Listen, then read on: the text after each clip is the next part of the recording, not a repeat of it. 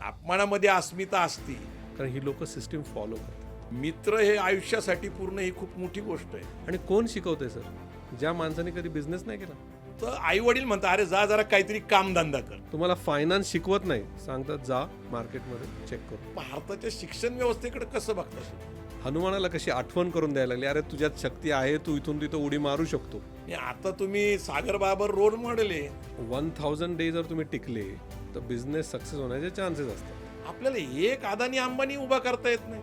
माणूस का घाबरतोय यायला? Practice, industry, jobs wipe out होते. मार्केटिंग म्हणजे त्यांच्या रक्तातच. एलेक्सा आणि AI मध्ये काय नेमकं? एजंटिक AI म्हणजे काय? महाराजांकडनं काय शिकलं पाहिजे? टीमला एकत्र कसं ठेवायचं. I don't create connect, I create context. America मार्केटिंगमध्ये दुनियाची बाप. आयडिया पहिली का पैसा पहिला? नमस्कार, मी प्रवीण गायकवाड. मराठा बिझनेस कम्युनिटी या पॉडकास्टमध्ये आज आपले पाहुणे आहेत सागर बाबर सर, जे कॉमसिन या IT कंपनीचे को फाउंडर आहेत. त्याच्या माध्यमातून ते IT कंपनी भारतामध्ये चालवतात, अमेरिकेमध्ये, सिंगापूरमध्ये, दुबईमध्ये AI टेक्नॉलॉजीवर पण त्यांनी मोठं काम सुरू केलं आहे. आजचे आपले पाहुणे अत्यंत महत्त्वाचे आहेत, कारण त्यांनी अमेरिकेमध्ये काम केलं, जर्मनीमध्ये काम केलं, इंग्लंडमध्ये काम केलं. IBM सारख्या कंपनीत काम करत असताना नोकरीचा राजीनामा देऊन भारतात उद्योग सुरू केला. आणि महत्त्वाची गोष्ट अशी की त्यांनी इथं आल्यानंतर एक संकल्प सोडलेला आहे, 10,000 उद्योजक नवीन घडवण्याचा. एंटरप्रेनरशिप, त्याच्यासाठी ते मेंटोरिंग करतात, मोटिवेशन करतात. आणि हे करत असताना त्यांचा जो संकल्प आहे त्याचबरोबर ते एक इंग्लिश मीडियमच्या शाळेची संकल्पना रुजवतात आणि 2 इंग्लिश मीडियम स्कूल चालवतात. तर आज आपले जे पाहुणे आहेत सागर बाबर सर यांचं आपण स्वागत करू. नमस्कार सर. सर नमस्कार. सर, आमच्या या मराठा बिझनेस कम्युनिटी पॉडकास्टमध्ये आपलं प्रथम स्वागत करतो. आमचा संकल्प असा आहे की मराठा समाजामध्ये मुख्यतः उद्योजक घडावे, व्यावसायिक घडावे, अर्थकारणाची चर्चा व्हावी, अर्थकारण चांगलं व्हावं लोकांचं. तर या संकल्पनेला धरूनच आपण स्वतः 10,000 उद्योजक घडवण्याचा जो संकल्प आपण ठेवलेला आहे. तर प्रथम आम्हाला हे जाणून घ्यायचं आहे की तुमचं कुटुंब, त्याची माहिती आम्हाला हवी आहे, कारण तुम्ही कसे घडला हे महत्त्वाचं आहे. दुसरं, तुमचं शालेय शिक्षण, कॉलेज आणि नंतर उद्योगाकडं वळणं. तर मला असं वाटतं की तुमचं जे लहानपणीचं जे जीवन आहे, म्हणजे खरं तर आपला जन्म सांगलीचा, आपलं शालेय जीवन जुन्नरला पुणे जिल्ह्यामध्ये, आणि मूळ गाव सोलापूर जिल्ह्यामध्ये सांगोला. तर ह्या वेगळीच गोष्ट आहे, सोलापूर, सांगली, पुणे. तर एक वेगळंच पाणी दिसतंय तुमच्यामध्ये. तर आपण आपल्या कौटुंबिक जीवनाबद्दल आणि शालेय जीवनाबद्दल सांगावं सर. माझं बालपण जास्त म्हणजे बालवाडीपासून जुन्नरला गेलं. म्हणजे वडील पंचायत समितीमध्ये, साहेबराव बापूसाहेब बाबर ते पंचायत समितीमध्ये अकाउंट्स ऑफिसर होते. ओके. मग त्यांच्या बदल्या व्हायच्या, मग एक बदली जुन्नरला झाली, माझं तिथं शाळा चालू झाली. त्यांची एक खासियत म्हणजे जुन्नर तालुक्यात 14 किलोमीटरवर एकच इंग्लिश मिडियम होती. तर मला आणि माझ्या भावाला मिलिंद बाबर, त्यांना वडिलांनी ठरवलं की आपल्याला 14 किलोमीटर लांब टाकायचं. म्हणजे जुन्नर गावातनं फक्त 10 ते 20 जण जायचे. बापरे. कुठलं गाव ते? नारायणगावमध्ये. नारायणगावमध्ये ग्रामोनिटी इंग्लिश मीडियम स्कूल म्हणून होती त्यावेळेस. आता किती काय साल होतं ते? 85 पासून. 85 साली. 85 सालापासून इंग्लिश मीडियम. त्यावेळेस वडिलांची कल्पना इंग्लिश मीडियम मध्ये मुलांना घालण्याची. आपल्या वडिलांचं नाव काय आहे खरं? साहेबराव बापूसाहेब बाबर. हो. आणि आईचं जयश्री बाबर. खूप दृष्टी होती त्यांची. आणि त्या काळी स्कूल बस होते. स्कूल बस होती. आणि मला अजून आठवतं, 5वी 6वीची गोष्ट आहे, ज्यावेळेस एक मराठी मीडियम स्कूल किंवा गावातल्या स्कूलची फी 20 रुपये 21 रुपये असायची. आमच्या स्कूलची फी 400 450 रुपये. अरे बापरे. आणि ते खूप टफ होतं. पण त्यांचं एक होतं की बाबा यांनी इंग्लिश मिडियमलाच जावं. मे बी आई वडिलांचं ते असेल, आणि त्याचा खूप फायदा झाला. ओके. पण कसं आहे, आम्ही शाळेला जायचो, परत जुन्नरला यायचो. पण जुन्नर ही तुम्ही म्हणू शकता की तिचा माझा पाया असा घडला. ओके. म्हणजे one of the notorious kids, म्हणजे जे लहान मुलगा जे दंगा करू शकतो प्रत्येक लेवलला, तो सगळा मी केलेला आहे अच्छा. लहानपणी. आणि अभ्यास सोडून सगळं केलंय. अच्छा. ग्रेट. म्हणजे 4-4 तास क्रिकेट खेळायचं, बापरे. शनिवारी सकाळी जायचं ते रात्रीच यायचं. विट्टू दांडू असेल, विट्टी दांडू. सूर पारंब्या असतील, हत्तीची सोंड असेल, हो. म्हणजे ते जुने खेळ आता गोट्या असतील, हो, आजकाल खेळले जात नाही. लगोर असेल. लगोर. अजून एक सांगतो जे इथं नाही असायचे, गावातच असणार ते. हा. सळई असायचे ना, सळई. सळई. ते सळई घुसवायचे अच्छा. आणि जो पावसाच्या दिवसातच खेळायचा हा गेम. आणि सळई सळई ज्याची पडली अच्छा. त्यांनी तिथून लंगडी करत यायचं. अरे बापरे. म्हणजे मुलं रडायची. आता लंगडी लोकांना माहित नाही. लंगडी माहित नाही. नाही माहिती. म्हणजे किती छान खेळ होते. ग्रामीण खेळांबद्दल तुम्ही चांगली गोष्ट सांगितली. बापरे. लगोरनी असं लगोरनी. पक्षी मारायचे. पक्षी मारायचे, काचेच्या बाटल्या ठेवायच्या अच्छा. आणि त्यांनी नेम करायचा. नेम करायचा. हो. चांगलंच तुमचं आहे. म्हणजे जुन्नरनी तुम्हाला भरपूर दिलं. जे असतं ते सगळं. म्हणजे नाळ चित्रपट त्या नागराज मंजुळे माझे मित्र आहेत, हा. त्याच्यामध्ये ते खूप चांगलं दाखवलेलं आहे. म्हणजे नाळ चित्रपटामध्ये हो. लहान मुलांचे खेळ, म्हणजे टायर जो असतो सायकलचा किंवा टायर. गाडीचा त्याला फिरवायचा. हो, खूपच मजेशीर आहे. आपण ते ते सगळं आता गमवलंय. गमवलंय. सूर पारंब्या. सूरपारंब्या. म्हणजे मला आता असं वाटतं सर, आपण एका हाताने पकडायचो येस. आणि एका हाताने शिवायचो त्यावेळेस. आणि झाडं सहज चढत होतो आपण. हा, आता पॉसिबल नाहीये. नाही. 2 हाताने आपल्याला 1 मिनिटं उभं राहता येत नाही त्याच्यावर. Yes yes. ते कसं खेळत असू आपण. नेमकं मग जुन्नर मध्ये शिक्षण किती झालं? म्हणजे 12वी पर्यंत मी 12वी पर्यंत जुन्नरला होतं. फर्स्ट इयरला पुण्यात आलो मग. हो, फर्स्ट. पण जुन्नर म्हटलं की शिवनेरी आलं. हो, शिवनेरी म्हटलं की छत्रपती शिवाजी महाराजांची जन्मभूमी आली. तिथूनच चालू झालं. काय अनुभव आहे जुन्नरच्या शिवनेरीचा तुमचा? सो एनर्जीच वेगळी आहे तिथे. म्हणजे त्यावेळेस होती. आता कसं खूप बाहेरची लोक आली, अच्छा. पण त्यावेळेस कोर जी लोक होती ना, म्हणजे एखादा असा अनुभव, म्हणजे आमचं कॉलेज जे होतं ते ऍक्च्युली शिवनेरीच्या पायथ्याशी आहे. अरे वा. म्हणजे शिवनेरीची वॉल, रोज शिवनेरीचं दर्शन. रोज शिवनेरीची कंपाऊंड वॉल आणि कॉलेजची एकच. अच्छा. म्हणजे कंपाऊंड वॉलवरनं उडी मारली की शिवनेरी. मग आम्ही साखळदंडाने जायचो, साखळदंडानी. एका तासात परत यायचो सर. बापरे, म्हणजे great. कॉलेजचं 50 मिनिटाचं लेक्चर असायचं, तसं जर पायऱ्यांनी जायचं म्हटलं तर 2 तास लागतात. 2-3 तास लागतात. बापरे. मग जाऊन तुम्ही येऊन आम्ही जाऊन येऊन वर जाऊन खाली यायचो सरावलेले होता तुम्ही. 50 मिनिटात. अरे बापरे.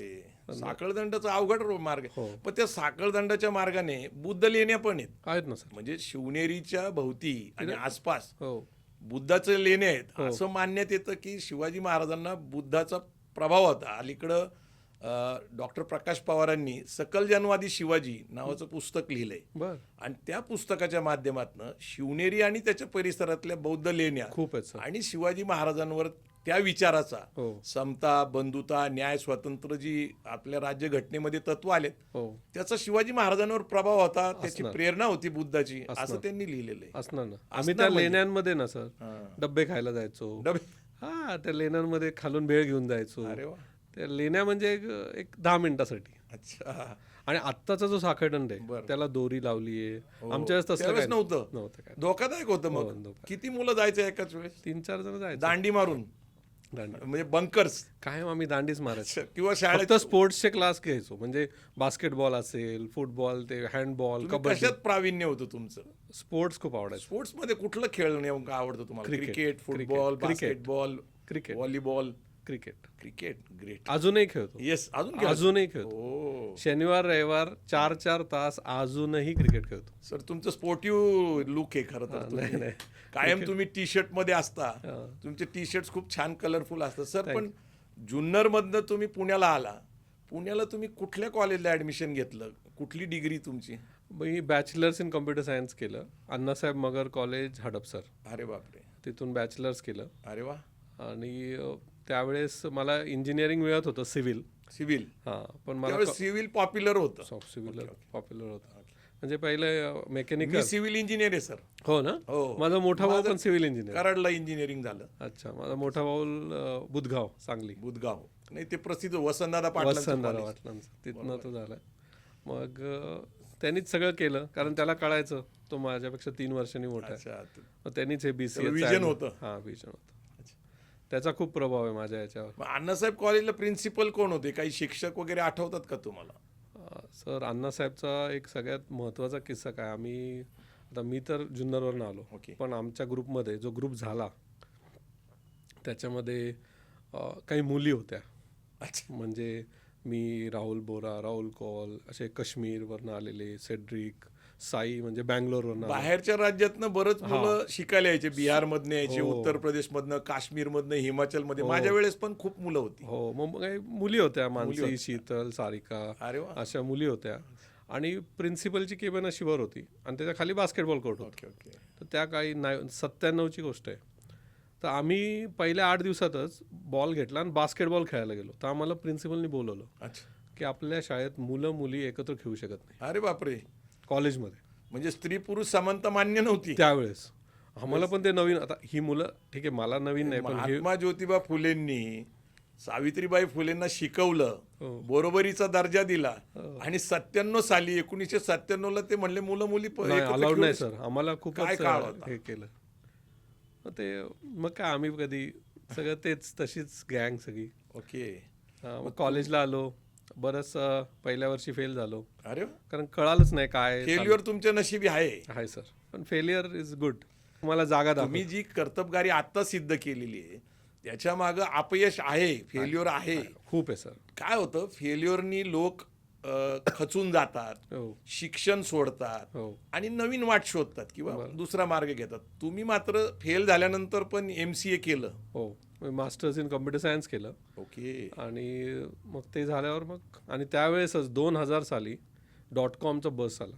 म्हणजे 99पर्यंत पॅकेजेस आमच्या IT चे हो. त्यावेळेस 5 लाख 10 लाख असायचे. ओके. आणि आम्ही जेव्हा पासआउट झालो अच्छा. तेव्हा 2000-3000 महिन्यावर डाऊनफॉल सुरू झाला. फाईन आला. मग तुम्ही कुठं पहिला जॉब केला? मग पहिला माझा जॉब, सर जॉब करायच्या आधी मी कॉलेजमध्ये बरेचसे बिझनेस केले. बिझनेस कॉलेज करताना बिझनेस केले? हो. कुठले कुठले म्हणजे वडिलांकडनं पैसे घेणं कमी केलं सर फर्स्ट इयर कमीच नंतर. केलं. ही गोष्ट चांगली आहे. हां. म्हणजे वडिलांना खर्चात पाडायचं नाही आणि फी देत कमवा होते तेवढं. हां. आणि शिका. हे भाऊराव पाटलांचं जे तत्व होतं, हो. कमा आणि शिका, या तत्वावर तुम्ही शिक्षण घेत होता. म्हणजे मी कॉलेजमध्ये असताना हार्डवेअर, म्हणजे एखादा कम्प्युटर पाहिजे तो द्यायचो. अरे वा. मग एखादा सॉफ्टवेअर, मेडिकलचं सॉफ्टवेअर त्यावेळेस खूप फेमस होतं. असे शाळेंना सॉफ्टवेअर आम्ही बनवायचो, विकायचो. 2000-5000 मिळायचे, पण आमचं ते 1 वर्ष जायचं त्यात. हां. मग कॉलेजमध्ये मी केलं चालू. बिझनेसच करायचा होता, व्यावसायिकच व्हायचंय होतं त्यावेळेस. पण सर सगळेच बिझनेस लॉस, म्हणजे काय कळतच नव्हतं. बिझनेस केले सांगा ना. म्हणजे एक सॉफ्टवेअर, हार्डवेअर, एक सॉफ्टवेअरचं केलं, कॉम्प्युटर विकले, एक कम्प्युटरचं केलं, मग एक कपड्याचं कपड्याचं दुकान, टिळक रोडला कपड्याचं दुकान टाकलं सर. काय ना, आता जे मी म्हणालो ना की काय नाव होतं कपड्याच्या दुकानाचं? स्वेल्ट म्हणून होतं. स्वेल्ट. किती वर्ष चालवलं ते? 3 वर्ष चाललं. बापरे. पण नुकसान झालं. हो. आत्ताच मी रिसेंटली मागच्या दिवाळीत आत्ता आवरावरी करताना मला एक वही सापडली बापरे. आणि त्यात 70,000ची उधारी अजून त्यात ती लिहिली. बुडली? नाही, उधारीमुळेच मी बुडलो. नाही, उधारीतच बुडतोय. मी स्वतः पृथ्वीराज कलेक्शन नावाचं 10 वर्ष कपड्याचं दुकान चालवलं. हां. मला जवळच्याच लोकांनी उधारी बुडवल्यामुळे बंद करावं लागतं. हां. यात काय अडचण नाही. मग तो तिसरा धंदा झाला. मग अजून काय केलं तुम्ही? तो एक धंदा केला. मग आम्ही तुम्हाला सर एक इन्सिडेंट सांगतो की मी BCS मध्ये असताना सेकंड इयर नंतर ठरवलं आता आयुष्यात फेल नाही व्हायचं. कारण हे खूपच सिरियस झाला तुम्ही. सर का माहिती का, मला ओरडलं नाही कोणी, पण वडील मला काहीच बोलले नाही फेल झाल्यावर. अरे काय म्हणजे मला सोडूनच दिले वाटतं यांनी, म्हणजे मला काही, म्हणजे त्याचे रिफ्लेक्शन वेगळे आले. You are serious now. हां. मग मी अभ्यासाला चालू केलं. तर माझा काय सवय होती की असे आम्हाला रेफरन्स बुक असायचे एवढे मोठे मोठे, बिझनेसच आहे सांगतो तुम्हाला. तर मुलं वाचायची नाही एवढी मोठी पुस्तकं आहे ना, एका पेपरला एवढे पुस्तक वाचायची नाही. मग मी काय करायचो, मी वाचायचो. ओके. असे ठोकळे वाचायचो आणि त्यातनं अंडरलाईन करायचो. अच्छा. आणि मार्क करून ठेवायचं तुम्ही? मार्क करून ठेवायचो. आणि मग त्याच्यातनं आमच्यातलं कोणीतरी लिहायचा. ओके. म्हणजे सारिका असेल, शीतल असेल, ते लिहायचे. मला लिहायला कंटाळा यायचा, पण मी मार्क करून द्यायचो. आणि आम्ही एक्झामचे नोट्स एकत्र अभ्यास करायचा, एकत्र, जॉईंटली जॉईंट डिस्कशन करायचा. सगळं. That's very nice. म्हणजे एखादा अभ्यास भोकंपट्टींनी करण्यापेक्षा नाही कायम डिस्कशन, तुम्ही तो कायम मनात राहावा, डोक्यात राहावा. कायम discussion. Discussion it's very nice process. म्हणजे ग्रुप डिस्कशन करून जरुरी. एखादा विषय समजून घेतला तो आयुष्यभर कायम आत्मसात होतो. 100%. भोकंपट्टी केली तर परीक्षेपुरताच तो अभ्यास राहतो. चांगलं आहे, चांगलं आहे. हे नोट्स ना सर, माझा भाऊ टिळक रोडला झेरॉक्सची दुकानं असायची त्यावेळेस भरपूर.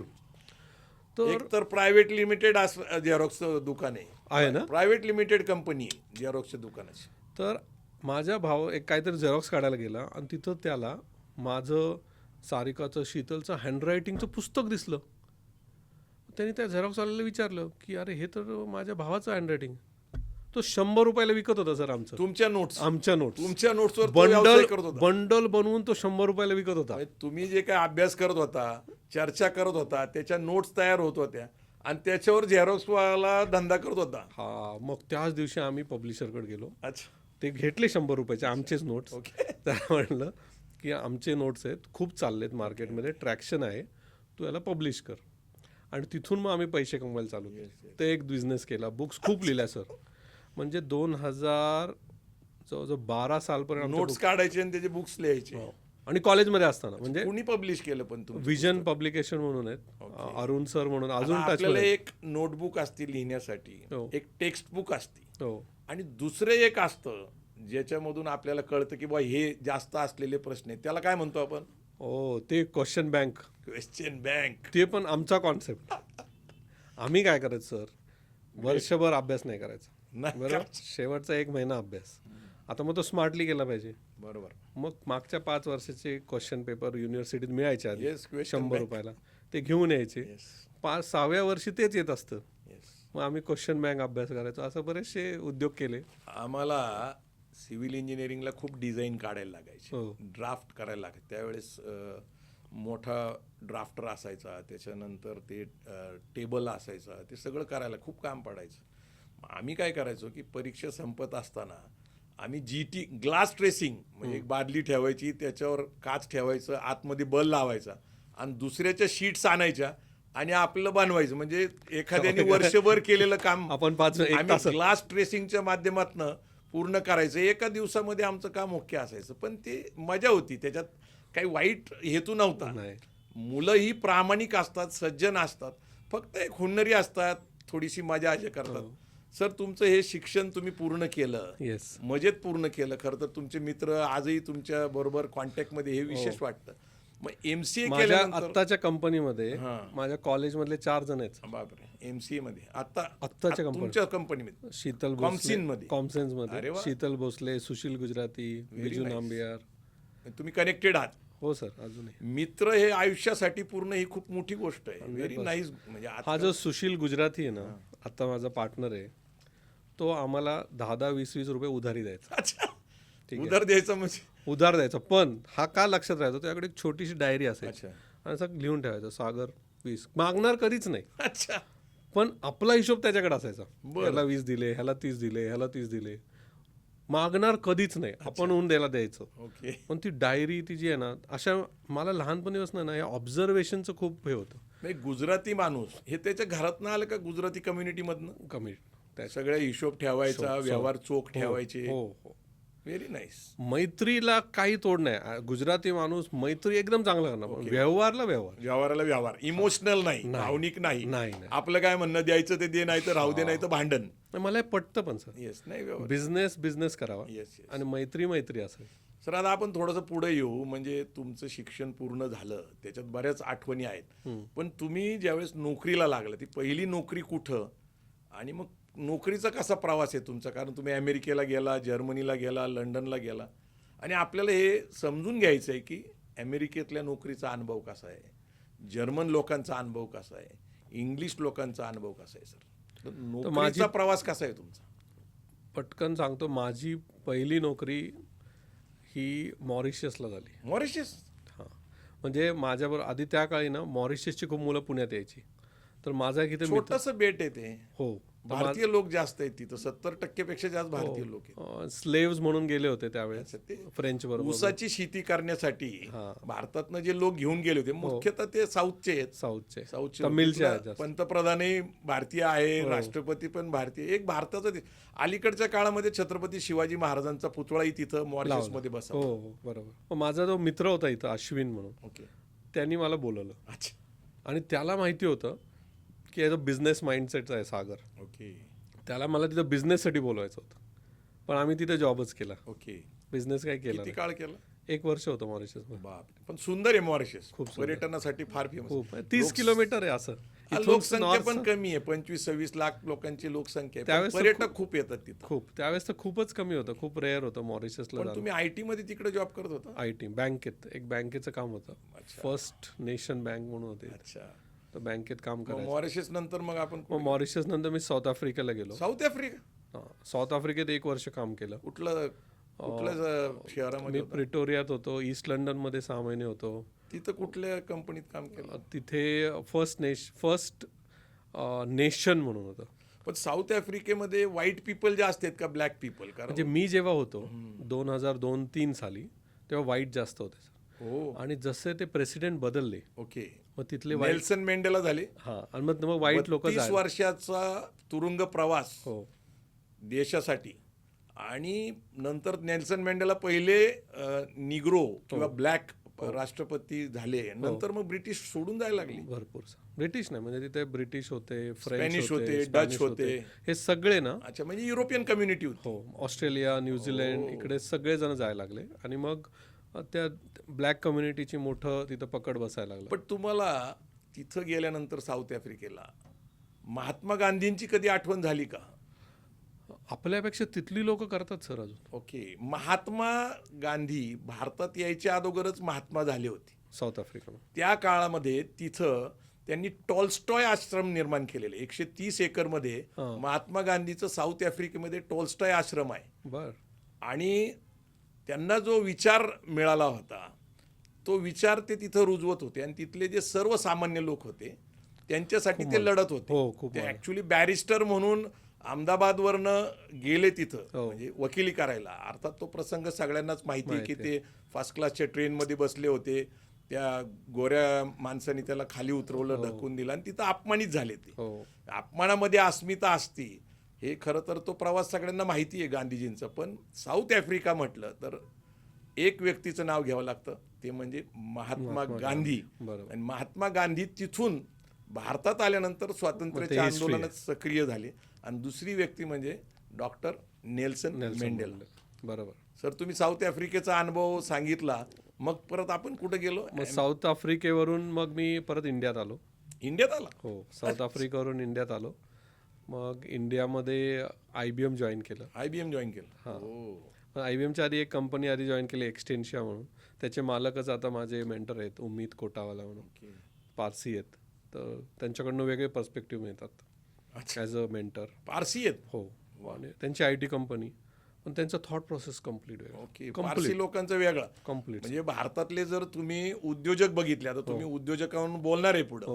टाटा पारसी आहेत, हो, बिर्ला पारसी आहेत, हो, पुनावाला पारसी आहेत. हो. म्हणजे जर तुम्ही काढले तर 8-9 मोठे उद्योजक हे पारसी आहेत. 100%. आणि पारसी म्हणजे काय? पर्शिया. आणि पर्शिया म्हणजे आजचा इराण.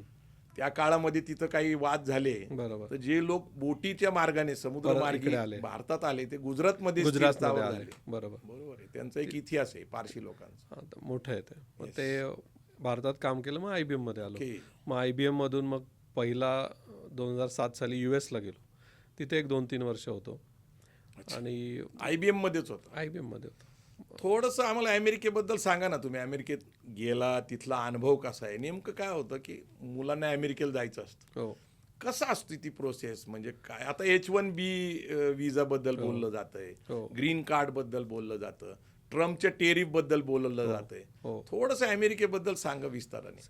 2-3 गोष्टी आहेत अमेरिकेबद्दल. म्हणजे कसं आहे ना, अमेरिका ही जी घडली आहे ना, ओके, ती सगळ्या परप्रांतीयांनी घडवलेली. म्हणजे अमेरिकन असं कोणी नाही, सगळे मायग्रेंट्स आहेत.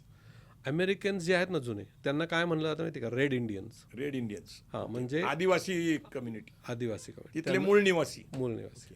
त्यांना आजही सबसिडी आहे, त्यांचं सगळं वेगळं आहे. तिथं आहेत ती लोक काही. न्यूयॉर्कला एक रेड इंडियन्सचं मोठं म्युझियम आहे. म्युझियम आहे. Yes. आणि फिनिक्स साईडला तुम्ही गेले, इकडे कॅलिफोर्निया त्या साईडला, वेस्ट साईडला, तर त्यांचे अशा हजारो एकर अजून पण आहेत. ओके. तिथं ते राहतात. मग त्या एरियाला पण ते आहे तसेच राहतात, नाही आदिवासींसारखे वगैरे ते नाही, आता Red Indian, झाले. त्यांच्यात बदल झाला. कपडे घालतात, सरळ नॉर्मल कपडे वगैरे घालतात. पण त्यामुळं मला शॉक काय होते ना, अमेरिकेतले काही शॉक कसे होते, आपल्याला काय व्हायचं की एखादा गोरा माणूस बघितला म्हणजे तो अमेरिकन.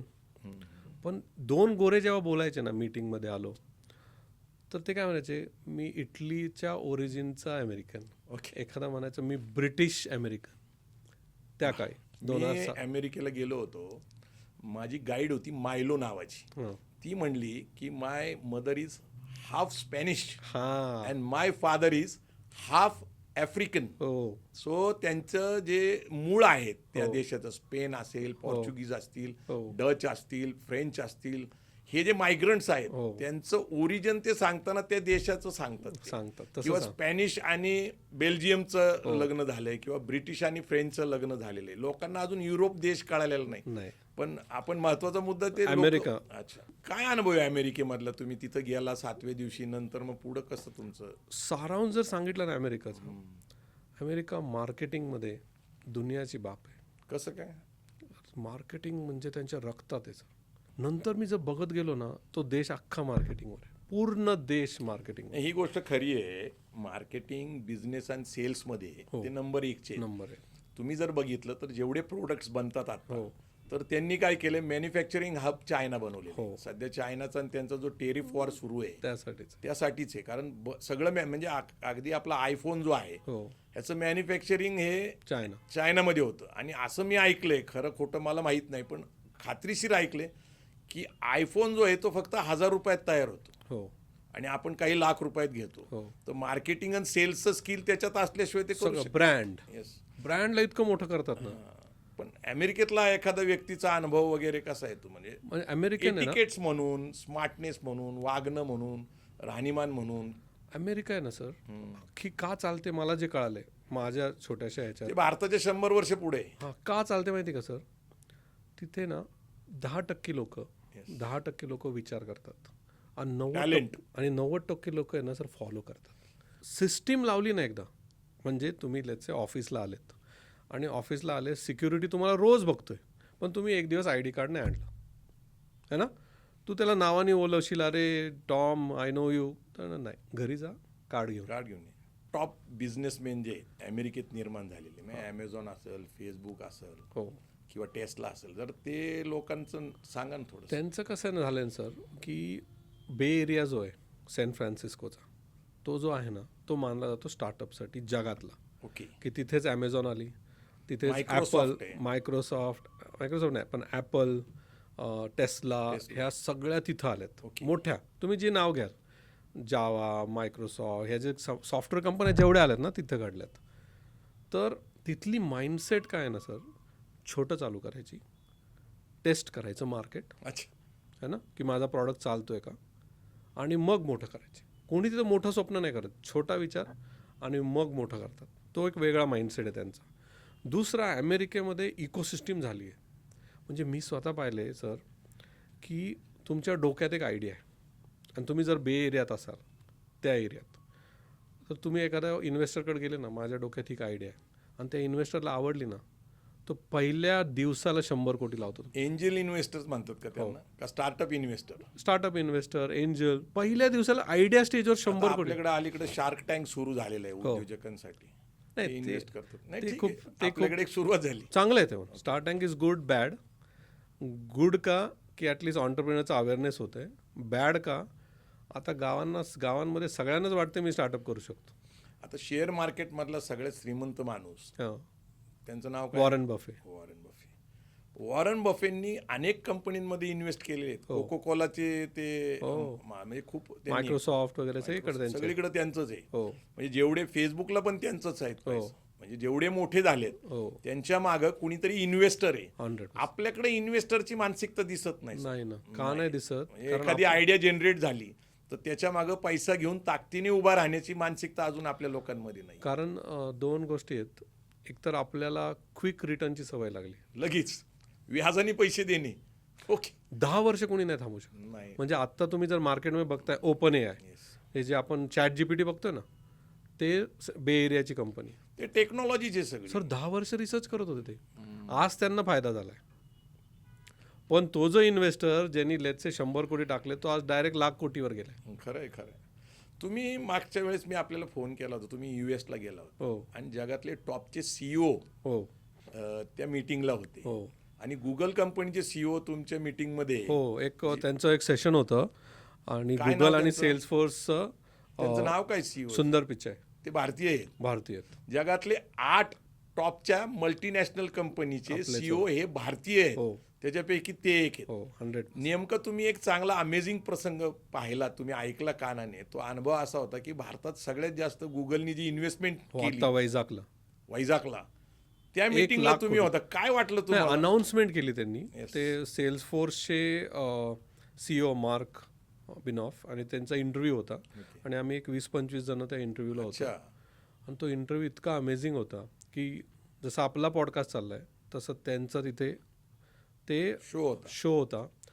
फक्त कमी 25-1 लोक, 25-30 लोक. आणि त्या शोमध्ये त्यांनी जे सांगितलं की मी अमेरिकेत का आलो, मला काय फरक पडला, बायकोनी मला कसं सांभाळलं, सुंदर पिचाईनी सांगितलं. सुंदर पिचाईने हो. बायकोनी कसं सांभाळलं, माझ्या आई वडिलांकडं मी एक महिना पत्र लिहायचो, ते कसं होतं. आणि बायकोनी तो गुगल सोडणार होता, अच्छा. बायको म्हणली इथंच थांब, काहीतरी चांगलं होईल. ग्रेट. मग ते आणि त्याच वेळेस त्यांनी अनाऊन्स केलं की 1 लाख कोटी इन्व्हेस्ट करतायत भारतात, आंध्र प्रदेशमध्ये. आंध्र प्रदेशमध्ये. Very nice.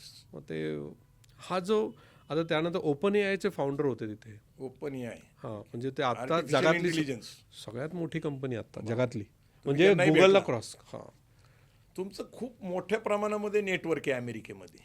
नाही कसं आहे, ही लोक अशी वन ऑन वन मला ओळखत नाही, अच्छा. पण त्यांचा सहवास मिळतो कारण आपलं नेटवर्क तिथे आहे आणि त्यांनी एक नेक्स्ट लेवल विचार करायला आपल्याला कळतं. ओके. तसं भारत अजून खूप काही करू शकतो. तुम्ही सातत्याने अमेरिकेला जात असता, येत असतं. तुमच्या कंपनीचं ऑफिस आहे तिथे हो अटलांटा. अटलांटामध्ये. हो ग्रेट. आता चला आता तिथले काही अनुभव सांगता सांगता तुम्ही जर्मनीला का शिफ्ट झालं त्याच्यानंतर? मी US नंतर परत UK ला आलो. UK ला गेला. हां युनायटेड किंगडम म्हणजे हा. इंग्लंडला लंडनमध्ये. गेला, लंडनला. लंडन. ओके.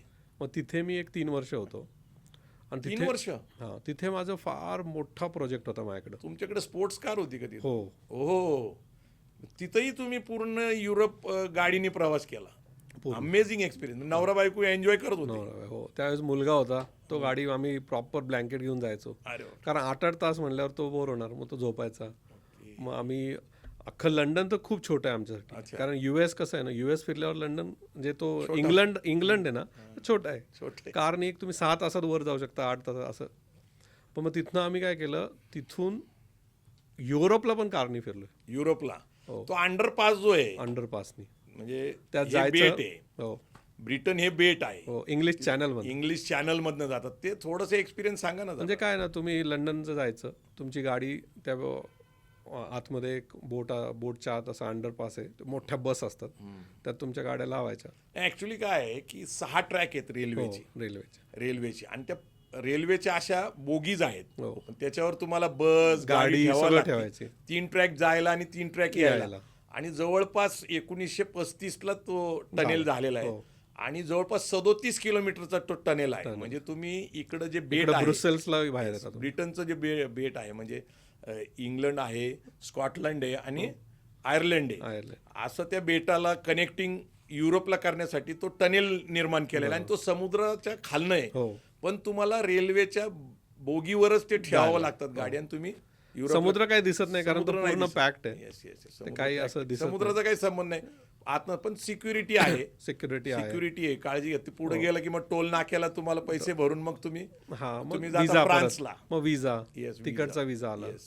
मग तो विजा शेंगाई विजा आहे. शेंगन विजा. शेंगन विजा घेतला. हा, मग शेंगन विजा घेतला की तुम्ही जाता पॅरिसला. पॅरिस. मग तिकडं मग आम्ही परत कारमध्ये फिरलो.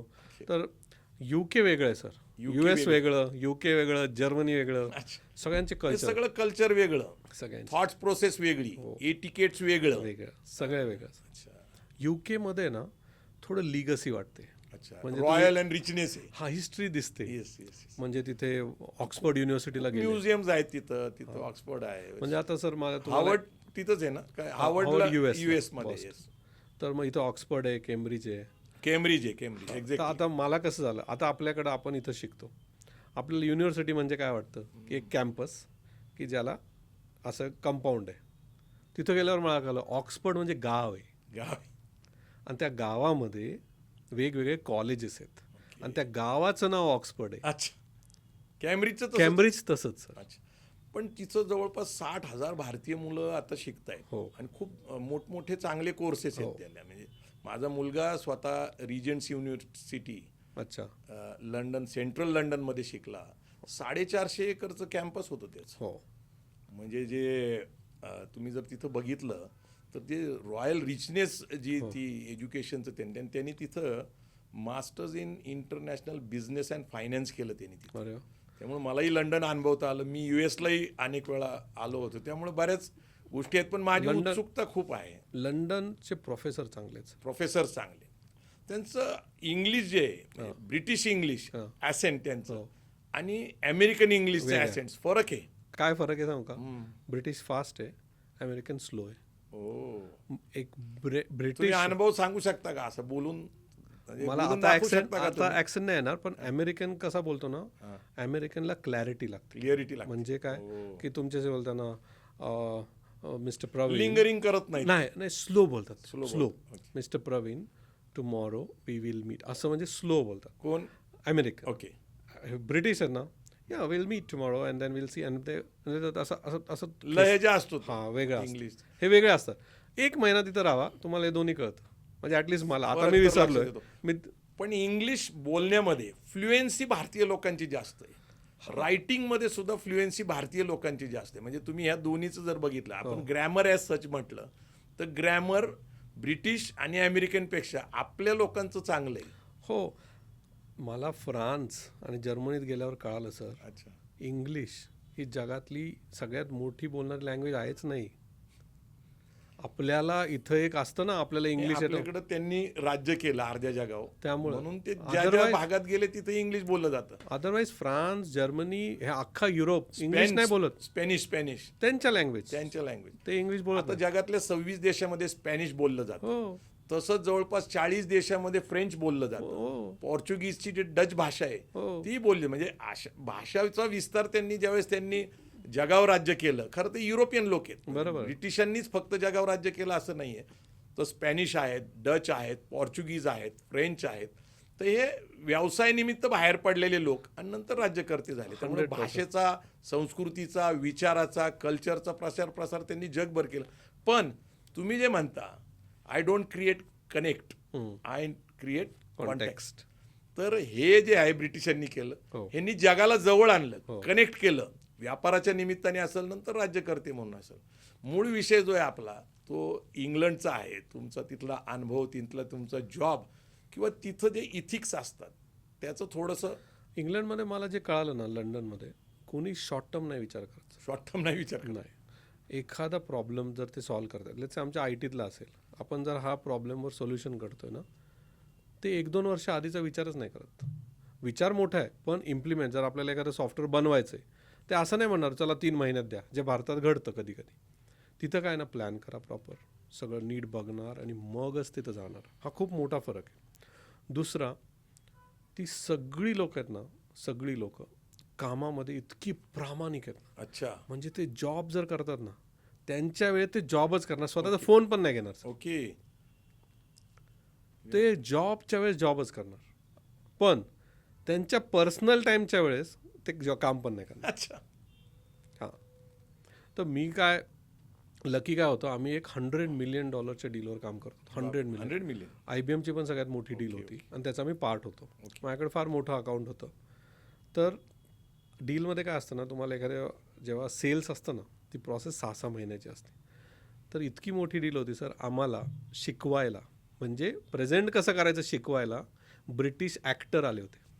ब्रिटिश ऍक्टर टॉपचे. हां तिथले बापरे. ते आलते की ब्रिटिश ॲक्सेंट कसा बोलायचा, काय असतं, आता ते मी विसरलो सगळं. पण त्यावेळेस एवढं महत्त्व होतं की ते 100 मिलियनच्या डीलला. त्यामुळे मग आम्ही बरेचसे बिझनेसेस शिकलो, काय असतं डीलिंग कसं करायचं, डीलिंग कसं करायचं, मोठी लोक कसा विचार करतात, हो. हे सगळं केलं. मग मला तिथून IBMने जर्मनीत पाठवलं. जर्मन एक वेगळंच, ओके. आणि कल्चरली दोघं एकमेकाचे विरोधक आहेत. 100% वेगळं सर. म्हणजे जर्मन्स ब्रिटिशांना हेट करतात, हो ही गोष्ट खरी आहे. सर, आता आपण असं बोलू नये. अमेरिका आणि ब्रिटिशमध्ये पण आहे. ओके. अमेरिका जेव्हा घडली ना सर, तुम्ही जर आता US ला गेले, येस. तुम्ही छोट्या छोट्या गोष्टी बघायच्या. जेव्हा आपण चेन लावतो ना, ब्रिटिशरची चेनची झिप या बाजूला असते, अमेरिकेची या बाजूला असते. अमेरिकेचा दरवाजा असा उघडतो, ब्रिटिशरांचा असा उघडतो. सगळं अपोजिट आहे. अमेरिका जेव्हा त्यांनी ठरवलं ना आपल्याला अमेरिका बनवायची, ओके. त्यांनी एकच रूल केला, जे ब्रिटिश आहे त्याच्या उलटं करा. अच्छा.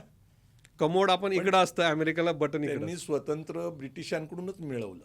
मिळालं. त्यांचं जे काही प्रॉब्लेम होता, 1700 काहीतरी झालं. हा, पहिला देश स्वतंत्र झाला तो तो 1700 1700च्या काळात. जर्मनीत- 1776 वगैरे काहीतरी 1776. 76. जॉर्ज वॉशिंग्टन हो. त्या आंदोलनाचे प्रमुख होते. ते कसं आहे ना, ॲक्च्युली अमेरिकन हिस्ट्री कशी आहे, फार मोठं आहे सर. US नाही, खूप मोठं आहे. मग एक एक राज्य इंडिपेंडंट नंतर पण मिळवले काय, अलास्का तर त्यांनी विकत घेतलाय विकत रशियाकडून. हां, मग नंतर त्यांनी विकत घेऊन जॉईन करून हो. युनायटेड स्टेट्स केलं. खाली मेक्सिकोकडून काही स्टेट जॉईन केले त्यांनी. केले, विकतच घेतले. घेतले त्यांनी. व्यावसायिक माणसं आहेत. खूप जबरदस्त. आपण जर्मनीबद्दल सांगा ना जरा. जर्मनीच्या लोकांबद्दल खूप ऐकत असतो मी. सर, जर्मनकडनं जे शिकायचं ना, ते प्रिसिशन, म्हणजे एखादी गोष्ट परफेक्ट करल्याशिवाय ते करतच नाही. अच्छा. आणि आपण मागच्या वेळेस बोललो तेव्हा नाही का, आपलं एक निघालं की जर्मन रूढ असतात का. हो. सर, जर्मन रूढ नसतात. ओके. काय असतं, आपण भारतीय ना खूप कॅज्युअल आहे बाय नेचर. हा. चलता है ना, हा ॲटिट्यूड होईल, बोलता येईल. म्हणजे हा माईक असा का ठेवला असा. ते जर्मन आहेत ना, हा असा आहे ना तर असाच पाहिजे. परफेक्शनिस्ट. सर, पुढेच जात नाहीत ते. कॉम्प्रोमाइज करत नाही. आणि चलताय ॲटिट्यूडच नाहीये, म्हणून ते एवढं मोठं मॅन्युफॅक्चरिंग करू शकले. पण ते मेकॅनिकली ऑटोमोबाईल इंडस्ट्रीमध्ये किंवा अनेक क्षेत्रामध्ये ते टॉपमोस्ट आहेत, ब्रिलियंट लोक आहेत टेक्नॉलॉजीमध्ये. आपल्याला ना सर, बाहेर मी दुसरं एक पाहिलं, कारण मी तिथे MBA केलं स्टुटगार्डला. म्हणजे तिथं गेल्यावर शिक्षण घेतलं तुम्ही. IBMनी मला स्पॉन्सर केलं, तर मला UKतनं जर्मनीत पाठवलं आणि वर्षभर तिथं. मग लँग्वेज कुठली होती तिथं? जर्मन त्यावेळेस यायची मला. 2 पास झालतो मी. म्हणजे ते लेवल जे आहेत फर्स्ट सेकंड 7 लेवल, किती आता लेवल? विसरलो, 4च असतात. 4 लेवल. आता विसरलो मी ते. पण तुम्ही जर्मन शिकला. शिकलो. अच्छा. कळायची. स्कूलमध्ये आमची तिसरी भाषा जर्मन होती. हो ना. पण आम्ही परीक्षेपुरतच तेवढं शिकत होतो. बिना जर्मन तुम्ही जर्मनीत टिकूच शकत नाही. पण आता जर्मनीमध्ये जॉब्स क्रिएशन खूप झालेत. हो. आणि तिथं ओल्ड एज पीपलची संख्या वाढल्यामुळं हो. तरुणांना प्रचंड संधी आता जर्मनीमध्ये. म्हणजे मला आज जर तुम्ही विचारलं तर माझ्या फर्स्ट सर्कलमधले 4 लोकांचे नातेवाईक, मुलं, नातू जर्मनीमध्ये गेलेत. बेस्ट आहे सर जर्मन. जर्मनी चांगलं आहे. जर तुम्हाला जर्मन येत असेल, हां. शिकायची इच्छा असेल, हो. तर जर्मनीला. जर्मनला चांगलं स्कोप आहे. जर्मनचं जे मी पाहिलं, आपल्याला काय होतं सर, तुम्ही इथून बघता तर जर्मन तुम्हाला मॅन्युफॅक्चरिंग तुम्ही म्हणता, तुम्हाला मर्सिडीज वाटते, पोर्शे वाटते, है ना, हे सगळं दिसतं तुम्हाला. पण जर्मनची मेन ताकद काय माहिती का, गावांमध्ये बसलेले मॅन्युफॅक्चरिंग युनिट. कसं? म्हणजे आपलं चाकण नाही तुम्हाला. लोकांना काय दिसतं, टाटा. क्लस्टर्स बनलेत काय? लोकांना काय दिसतं, टाटा मोटर्स. पण टाटा मोटरला प्रोव्हाइड करण्याची जी इकोसिस्टीम आहे ना सगळी, ओके. ती जर्मनीमध्ये सर गावांमध्ये 50 मॅन्युफॅक्चरिंग युनिट. असं मी ऐकलंय, स्विस घड्याळ जे फेमस आहे हो. स्वित्झर्लंडचं, तर ते गावात छोटे छोटे पार्ट्स बनवतात आणि असेंब्लिंग कंपनी स्विस कंपनी ब्रँड बस. म्हणजे ते छोटे जे स्पिअर पार्ट्स असतील, छोटे रबरचे असतील किंवा छोटे नट बोल्ट्स असतील किंवा अनेक जे काही गाड्यांना लागतं फक्त असेंब्लिंग केलं जातं. ही महत्वाची गोष्ट आहे. कारण छोटे छोटे म्हणजे आपल्याकडे जसं आता गावामध्ये 12 बोलुती असायचे, त्यांच्याकडे कोणी कुंभार असायचा, कोणी लोहार असायचा, कोणी सुतार असायचा. तर ते जसं इकोसिस्टीम गावाचे चालवायचे तसं तिकडे आहे जर्मनीमध्ये इकोसिस्टीम. सर, मी गावात, कारण मी MBA करायचो, आमच्याकडे थिसिस असायच्या, आम्ही जायचो आतमध्ये गावांमध्ये आणि अभ्यास करायचो. म्हणजे तुम्हाला टेक्स्टबुकचा अभ्यासापेक्षा तुम्हाला एक्सपिरियन्सवर काम करायला लागायचं. टेक्स्टबुक काहीच नसायचं आपल्याकडे. तर सगळं भोकमपट्टीवरच काम चाललंय. सगळे टेक्स्टबुक म्हणजे पाठांतर करणे किंवा कॉप्या करणे आणि कसं बसं डिग्री मिळवणे.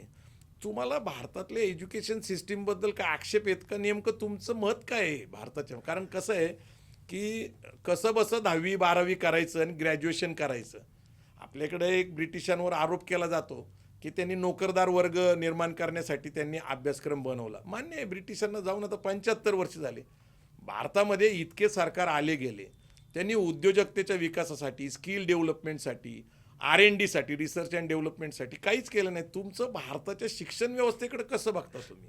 कारण तुम्हाला आता 10,000 उद्योजक घडवायचे आहेत. बरोबर. हा तुम्ही संकल्प केलेला आहे. 10,000 उद्योजक घडण्याची प्रक्रिया, जसं तुम्ही 2 शाळा काढल्या, हो. क्लेरा नावाच्या 2 शाळा आहेत, त्याच्यामध्ये तुम्ही अभ्यासक्रमापासून मुलं घडवण्याची प्रक्रिया सुरू केली. कारण तुम्ही क्लेरामध्ये काही गोष्टी करायची इच्छा आहे तुमची, तर तुमच्याकडे 1,500 मुलं असतील, पण तुम्हाला त्यांना घडवण्यामध्ये इंटरेस्ट आहे. पण सरकारला तुम्हाला या निमित्ताने काय सांगा वाटतं की काय केलं पाहिजे? तुमचा जर्मनीतला MBAच्या अनुभवाबरोबर तुम्ही नक्की काही सुचवू शकता का? सर, पहिली गोष्ट ना फंडामेंटल आहे. जर तुम्ही MBA करताय म्हणजे let's say business manager business manager है ना, मग बिझनेस करा ना, जावा मार्केटमध्ये बिझनेस करा. तुम्ही क्लासरूममध्ये बसवताय ओके. आणि कोण शिकवतंय सर? ज्या माणसाने कधी बिझनेस नाही केला, ज्या माणसाने कधी बिझनेस नाही केला तो प्रोफेसर फक्त. आता मला काय म्हणायचं, पाहिजेत प्रोफेसर, येस येस येस. पण 50% प्रोफेसर ठेवा, 50% बिझनेसमॅन येऊ द्या. मी तर म्हणतो पहिला बदल जर करता आला, येस क्लासरूम ही सिस्टीम बंद करा. येस. क्लासरूमची गरज नाही सर. हा ठीक आहे, 8 दिवस 7 दिवस आहेत तुमच्याकडे, 7 दिवसातले 2 दिवस या, काय शिकवायचं ते शिकवा. 5 दिवस मार्केटमध्ये सोडा त्यांना. मार्केटमध्ये, मार्केट- मार्केटमध्ये. हां, जाऊन शिकू दे. असाइनमेंट सर US मध्ये कसं चालतं सांगतो, येस. किंवा जर्मनीमध्ये ओके. प्रोफेसरची तुम्हाला 5 ते 7 लोकांमध्ये मिळून मीटिंग घ्यावी लागते. प्रोफेसर US मध्ये कसं चालतं की क्लासरूम चालले असतात कुठेतरी, पण असं नाही की MBAचे वगैरे क्लासरूम चालू असतात एक 100-200 लोकांची. तुम्हाला इच्छा असेल तर बसा, ओके. नाही तर बसू नका. ओके. महत्त्वाचं काय असतं मार्क्स, तुम्ही प्रोफेसर आहे तर तुमची अपॉइंटमेंट घ्यायची, 5 लोकांनी तुमच्याकडे जायचं, आणि ती अपॉइंटमेंट दिवसा नाही सर. तुम्हाला वाटलं ना संध्याकाळी 7ला प्रोफेसरकडे जायचं, संध्याकाळी जायचं, हो. तिथं जायचं आणि तिथं म्हणायचं सर, मग तो सांगणार ही असाइनमेंट करू नये, 8 दिवसांनी परत भेटणार, आणि ती अख्खी असाइनमेंट प्रॅक्टिकल असते.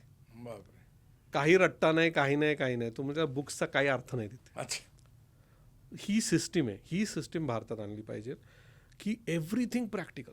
प्रॅक्टिकल काम करतात. प्रॅक्टिकल. मला एक माहिती आहे, एका इंग्लिश मीडियम इंटरनॅशनल स्कूलमध्ये इलेक्ट्रिसिटी जनरेट करण्यासाठी जे काही लागतं, म्हणजे धरण बांधण्यापासून हो पाण्याचा फ्लो, त्याचा फोर्स, हो. त्याच्यानंतर इलेक्ट्रिसिटीचं जनरेशन बरोबर. होण्यापासून ते घरापर्यंत पोहोचण्याचा, तर त्यांना प्रोजेक्टच देऊन टाकला. हो आणि हा प्रोजेक्ट त्यांना 9वीत दिलेला आहे. हो म्हणजे इलेक्ट्रिक कसं जनरेट, म्हणजे त्यांनी धरणाचं, आणि ते मॉडेल बनवून आणायचे, त्यासाठी त्यांनी रिसर्च करायचा आहे, अभ्यास करायचा आहे, लोकांना भेटायचं आहे आणि प्रत्यक्ष मॉडेल बनवून आणायचं. एकदा जर असं मॉडेल आणि असा अभ्यास झाला तर आयुष्यभर ते मेंदूत राहील. आता माझा मुलगा त्या अशा स्कूलला जातो, ते IB करिक्युलम असतं. हो. IB ते ब्रिटिश करिक्युलम आहे. ओके. त्याच्यामध्ये ना सर, आश्चर्य होईल तुम्हाला, स्पोर्ट्स आहे ना, स्पोर्ट्सचा एक सब्जेक्ट आहे. ओके. त्याला असाइनमेंट काय आली ती पहिली 8वीमध्ये असताना, की तू एका दुसऱ्या ॲथलीटला कोच करतोयस. कोच करू. म्हणजे अर्णव माझा मुलगा अच्छा. तुम्हाला कोच करतोय नाव, आणि उद्या तुला त्याला लेक्चर द्यायचं आहे, त्याला डाएट सांगायचं आहे, आता तू अभ्यास कर. मग अर्णवनी थिसिस बनवलं दुसऱ्याचं, की तुला हे खायला पाहिजे, तुला हे खायला पाहिजे, तू अशी प्रॅक्टिस केली पाहिजे, सकाळी उठलं पाहिजे वगैरे. अशा असाइनमेंट असतात. बापरे. तुम्हाला फायनान्स शिकवत नाही, सांगतात जा मार्केटमध्ये चेक करून ये. नाही, फायनान्स विषय तुम्ही काढला, तुम्ही फायनान्स विषयावर बोलताना खूप स्ट्रिक्टली बोलता. हो. म्हणजे आता आपण खरं तर शाळेतनं आता आपण व्यवसायाकडे येऊ, कारण Yes. तुमचं 1,000 पेक्षा जास्त अनुभव आहेत असे आपण सांगत असता वेगवेगळे. म्हणजे तुम्ही ते जाणीवपूर्वक हे केलेले आहेत, सांगितलेले आहेत वेगवेगळ्या माध्यमातून. तुमचं पॉडकास्टला जवळपास 80,000 यूट्यूबवर फॉलोअर्स आहे, 2 लाख इंस्टाग्रामवर आहेत, आणि टोटल जवळपास तुमचे 20 कोटी लोकांनी लाईक्स केलेले आहेत. म्हणजे तुमचं अनुभव फारच आहे. पण त्याच्यामध्ये तुम्ही बोलताना फायनान्स विषयाचं बोलताना कॅश फ्लोबद्दल बोलताय तुम्ही. कॅश फ्लो खूप महत्त्वाचं आहे. कॅश फ्लो एक विषय आहे, दुसरं फायनान्शियल इलिटरसीबद्दल बोलताय तुम्ही. तर आपण आता व्यवसाय उद्योजकाकडे जाताना हो. नेमका उद्योजक होण्यासाठी सगळ्यात पहिला प्रश्न काय येतो की पैसा कुठून आणायचा. हो. तर पहिली गोष्ट काय लागते, आयडिया का पैसा. तर आयडिया पहिली लागली तर कसं जनरेट करायचं आणि त्याला लागणारा पैसा. कारण आता आपण उद्योजकतेकडे जाऊया, कारण तुमचा कोर जो आहे आत्ता हो. हा उद्योजक घडवण्याचा आहे. सर बरोबर. आयडिया पहिली का पैसा पहिला, प्रॉब्लेम पहिला. प्रॉब्लेम पहिला. वाव, प्रॉब्लेम आयडेंटिफिकेशन ही पहिली स्टेप. ग्रेट. आणि प्रॉब्लेम आयडेंटिफाय कसा करायचा तो झाला, त्याच्यातनं आयडिया निर्माण होते. प्रॉब्लेम मधून आयडियाज क्रिएट होतात. हां, मग तेच ना, म्हणजे एडिसनचं जर तुम्ही उदाहरण घेतलं हां, तर विजेच्या निर्मितीचं असेल किंवा त्यांनी जे काही शोध लावले, तुम्हाला 200 पेक्षा प्रॉब्लेमकडे लक्ष द्यायला पाहिजे. जास्त. म्हणजे आपण आता एक redbus.com म्हणून झाली, त्या माणसाला काय सुचलं, एक फार मोठी कंपनी आहे जे Successful आहे. सक्सेसफुल, जे बसचे तिकीट बुक करते, बरोबर. त्या माणसाला एकदा काय सुचलं की बाबा बसच्या तिकीट बुक करायला लाईनमध्ये उभं राहायला लागतं. त्यांनी काय केलं, तो प्रॉब्लेम घेतला, म्हणलं आता आपण ऑनलाईन करू. त्यामुळे डे टू डे तुमच्या लाईफमध्ये तुम्ही ज्या पेरिफेरीमध्ये आहे त्यात तुम्हाला एखादा प्रॉब्लेम मिळाला, तो जर आयडेंटिफाय झाला, Okay. त्याच्यातनं तुमची आयडिया होते. पैसे ही सेकंडरी आहे. ओके, ब्लिंकिट आहे उदाहरण, हां, बरेचसे ॲमेझॉन, अमेझॉन आहे. हे सगळे जे आहेत ना, ह्यांनी एक प्रॉब्लेम सॉल्व्ह केला. ओके, मी आपल्या मराठी माणसांना हे सांगेल की तुम्ही प्रॉब्लेमवर प्रेम करा, आयडियावर नाही. ओके. तर प्रॉब्लेम सापडला ना, प्रॉब्लेम कम्स विथ सोल्युशन. आणि सोल्युशन काढायचं. तुम्ही ऑन्टरप्रिनरचं काम काय माहिती का, ओके. तर प्रॉब्लेम शोधायचा आणि त्याच्यावर सोल्युशन काढायचं आणि त्याच्यातनं पैसे कमवायचे. सर, तुमच्या लेखी बिझनेस या शब्दाचा अर्थ काय, एंटरप्रेनर या शब्दाचा अर्थ काय? मला असं वाटतं की entrepreneur first thing you should do is wealth creation wealth creation, आणि जॉब क्रिएशन. Job creation. हे दोन केले, ओके. उद्योजकता. उद्योजकता हे पाहिजे. म्हणजे जॉब क्रिएट करायचे आणि वेल्थ क्रिएट करायचे. वेल्थ क्रिएशन म्हणजे काय, वेल्थ म्हणजे तुम्ही काम नाही करते त्यावेळेस तुमचा पैसा वाढतोय, वाढतो. ओके. ते वेल्थ क्रिएशन. ओके. जेव्हा Job तुम्हा creation हां, आणि वेल्थ क्रिएशन हे खूप म्हणजे महत्त्वाचं. बिझनेस. बिझनेस का एकदम माझ्या सोपी व्याख्या केली तुम्ही. येस, काय होतंय की खूप अवघड व्याख्या केल्या नाही. की समजत नाही. त्या डेफिनेशनला अर्थच नाही सर, त्या टेक्स्टबुकला काय अर्थ नाही. तुम्ही आयडियाचं पण खूप सुंदर सांगितलं की प्रॉब्लेम्स, प्रॉब्लेम आयडियाज जर तुम्ही क्रिएट केल्या तर प्रॉब्लेम्स मधनच आयडियाज निर्माण होतात. 100%. How to solve the problems. हां. ओके. त्यातनं नंतर मग तुम्ही आता सर तुम्ही काय म्हणाले की सगळ्यात नोटोरियस मुलंच काहीतरी करतात. ओके. का माहिती का, का माहिती का, खरं. कारण ते क्युरियस असतात. आणि प्रॉब्लेम कसा शोधायचा माहिती का, क्युरियासिटीने येते. म्हणजे तुम्हाला कायम जर असेल ना, हे असं का घडतंय, असं का होत नाही, असं का होत नाही, ही माइंडसेट जेव्हा येते ना, तेव्हा मग तुम्ही विचार करता. क्रिएटिव्ह विचार करतो. नाही, मला गंमत वाटते. मी एका तरुणाला विचारलं किंवा शिकून पुढं काय करणार, तर तो म्हणला की शिकून पुढं नोकरीच करणार आहे. कारण नोकरी हाच त्याचा एम आहे किंवा त्याच्यात ते मानसिकतेत घडवलेलं आहे, माइंडसेटमध्ये घडवलेलं आहे. पण तो म्हणला की जनरली मी असं बघितलं की जर मुलं शिकत नसतील तर आई वडील म्हणतात अरे जा जरा काहीतरी कामधंदा कर. आता नेमकं काय आहे की शिक्षण घेतलं नाही हो. तर कामधंदा कर म्हणणं हो. आणि शिकला तर नोकरी कर म्हणणं, हा नेमका मराठी माणसाचा किंवा मराठा माणसाच्या माइंडसेट बद्दल तुमचं काय मत आहे आणि कसे उद्योजक निर्माण करणार? आय थिंक उद्योजक जर आपल्याला निर्माण करायचे असतील मराठी माणसाचे, आणि ते पण गावोगावामध्ये, तर पहिल्यांदा आपल्याला 4 गोष्टींनी करू शकता सर. हो, पहिल्यांदा तुम्हाला त्यांना अवेअरनेस आणि ट्रेनिंग्स पाहिजे, जागृती केली पाहिजे. जागृती पाहिजे. आणि जागृतीमध्ये सगळ्यात महत्त्वाचं काय माहिती का सर, रोल मॉडेल पाहिजे. रोल मॉडेल पाहिजे. आत्ता काय ना, क्रिकेटर, नाही, आता तुम्ही सागर बाबर रोल मॉडेल आहे. हा म्हणजे मुलांपुढं. मी आहे पण माझ्यापेक्षा मोठी. आम्ही जे आता पॉडकास्ट करायचे प्रयत्न करतोय हो. मराठा बिझनेस कम्युनिटीच्या माध्यमातून, हे रोल मॉडेलच आम्ही आता इंट्रोड्यूस करतोय लोकांना की हे 100%. अत्यंत सामान्य कुटुंबातनं येऊन बरोबर. यांनी जी उंची गाठलेली ही त्यांची प्रेरणा व्हावी, हेच रोल मॉडेलचा विषय. तुमचा महत्वाचा मुद्दा आहे की रोल मॉडेल रोल हा समोर असला पाहिजे. Businessman role model. business unfortunately आता काय ना, क्रिकेटर, राजकीय राजकीय, हिरो, हिरोईन, बस हेच आहेत अनफॉर्च्युनेट. आजकाल महाराज लोक पण आहेत खूप. हां, ते पण आहेत फॉलोअर, राईट. तर हे आहेत, पण रोल मॉडेल पाहिजे. रोल मॉडेल पाहिजे पहिल्यांदा. त्याच्यानंतर त्यांना मेंटरिंग पाहिजे, मेंटरिंग पाहिजे. 1-on-1 mentoring. म्हणजे असं की प्रत्येक म्हणजे सागर बाबर जेव्हा 10,000 म्हणतोय ना, एकटा नाही करू शकणार. नाही करू शकत. मला काय पाहिजे टीम वर्क आहे. हां, की एकाने 10 घेतले ना सर, एकाने एक तालुका घेतला ना, की बाबा इथले मी करतो म्हणून, तरी खूप झालं. नंतर त्यांना फायनान्शियल हेल्प पण द्यायला पाहिजे. ओके. म्हणजे असं नाही आयडिया आली पण पैसे, तर आपण ती पण जबाबदारी केली पाहिजे. म्हणजे गव्हर्नमेंट आता फंड देईल, आपण देऊ, US ची लोकं आहेत ती आपण त्यांना देऊ. आणि तिसरी गोष्ट म्हणजे त्यांना नेटवर्क पण द्यायला पाहिजे. नेटवर्क दिलं हा, पाहिजे. म्हणजे- नेटवर्क इज नेटवर्थ. हां, म्हणजे तुम्ही जे आता करता की 100 लोकांना दुबईला घेऊन जाता, मग कुठे घेऊन जाता, है ना. जसं आम्ही पण GEC म्हणून एक कॉन्सेप्ट आणलाय, ग्लोबल कॉन्फरन्स. तिथं काय करतो आपण, नेटवर्क ग्लोबली काय तुम्ही असतं. आता दुबईला केलं हो मध्ये प्रदर्शन, म्हणजे जगातले मराठी सगळे उद्योजक 30 देशातले एकत्र आणले एकत्र होते. आणले. ते सक्सेसफुल झालं. तुमच्यावर सचिन इटकर हो.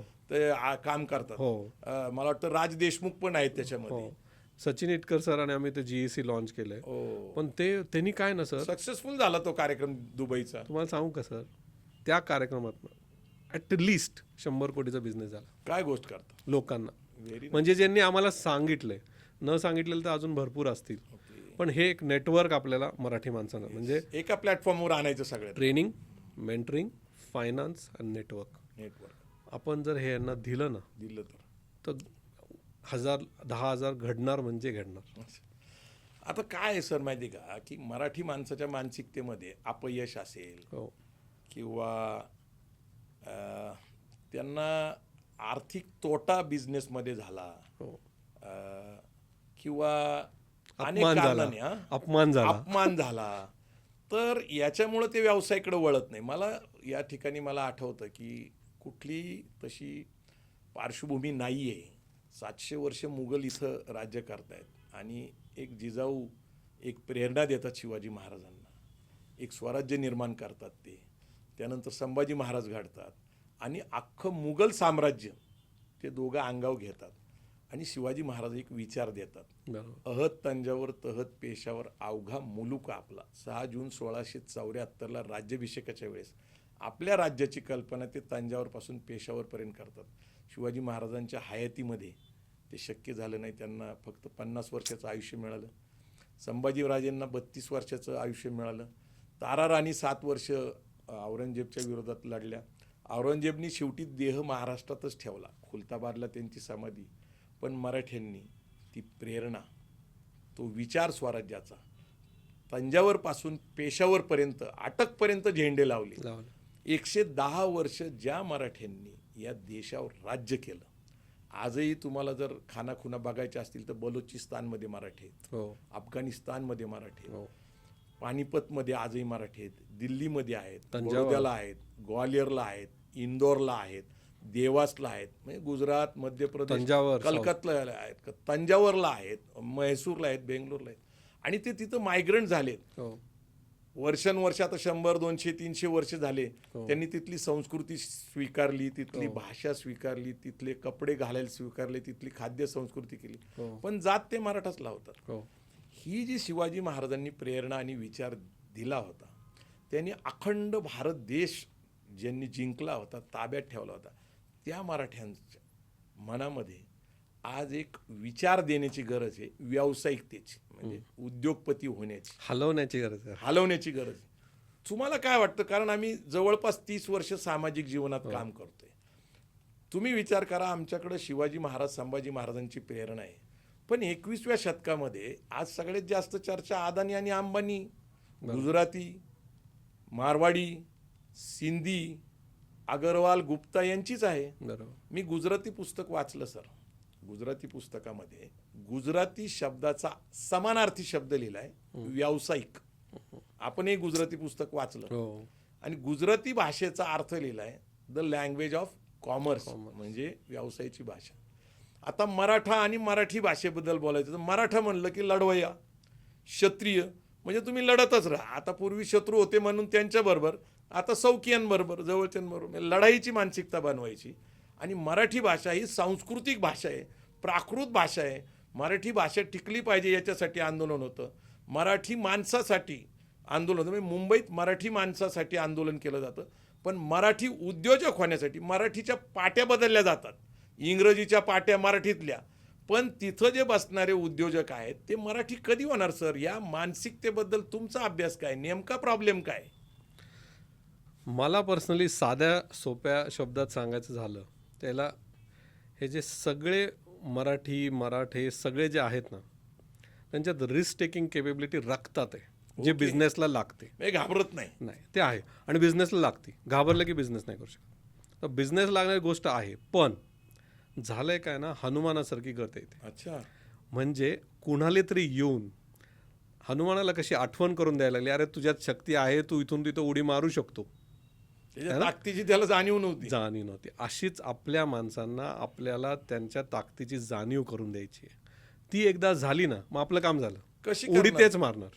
कशी जाणीव करून द्यायची? मग जाणीव करून द्यायची म्हणजे काय, की त्यांना रोल मॉडेल्स पुढे आणायचे, की बिझनेसनी लॉस होत नाही, लॉस तर झाला तरी फायदा होतो, है ना, बिझनेस केला तर भरपूर पैसे मिळतात. व्यवसाय म्हणजे नफा तोटा तेजी मंदी आलेलीच आहे. आलंच आहे. ओके. पण बिझनेसनीच तुम्ही जास्त कमवू शकता, जॉबनी नाहीच समजू. नाही कमवू शकत. आणि सर दुसरं एक माझं मत आहे, जे मी बघतो स्वतः. म्हणजे तुम्ही म्हणाले ना, मी सांगली आई तिथली असल्यामुळं ते सांगली पाहिले, सोलापूरही पाहिले, जुन्नरही पाहिले. पुणे जिल्हा. पण मी सोलापूर आणि सांगली म्हणजे जे आहे ना, मराठ्यांचा प्रॉब्लेम आहे ना सर, आपलं गाव आहे.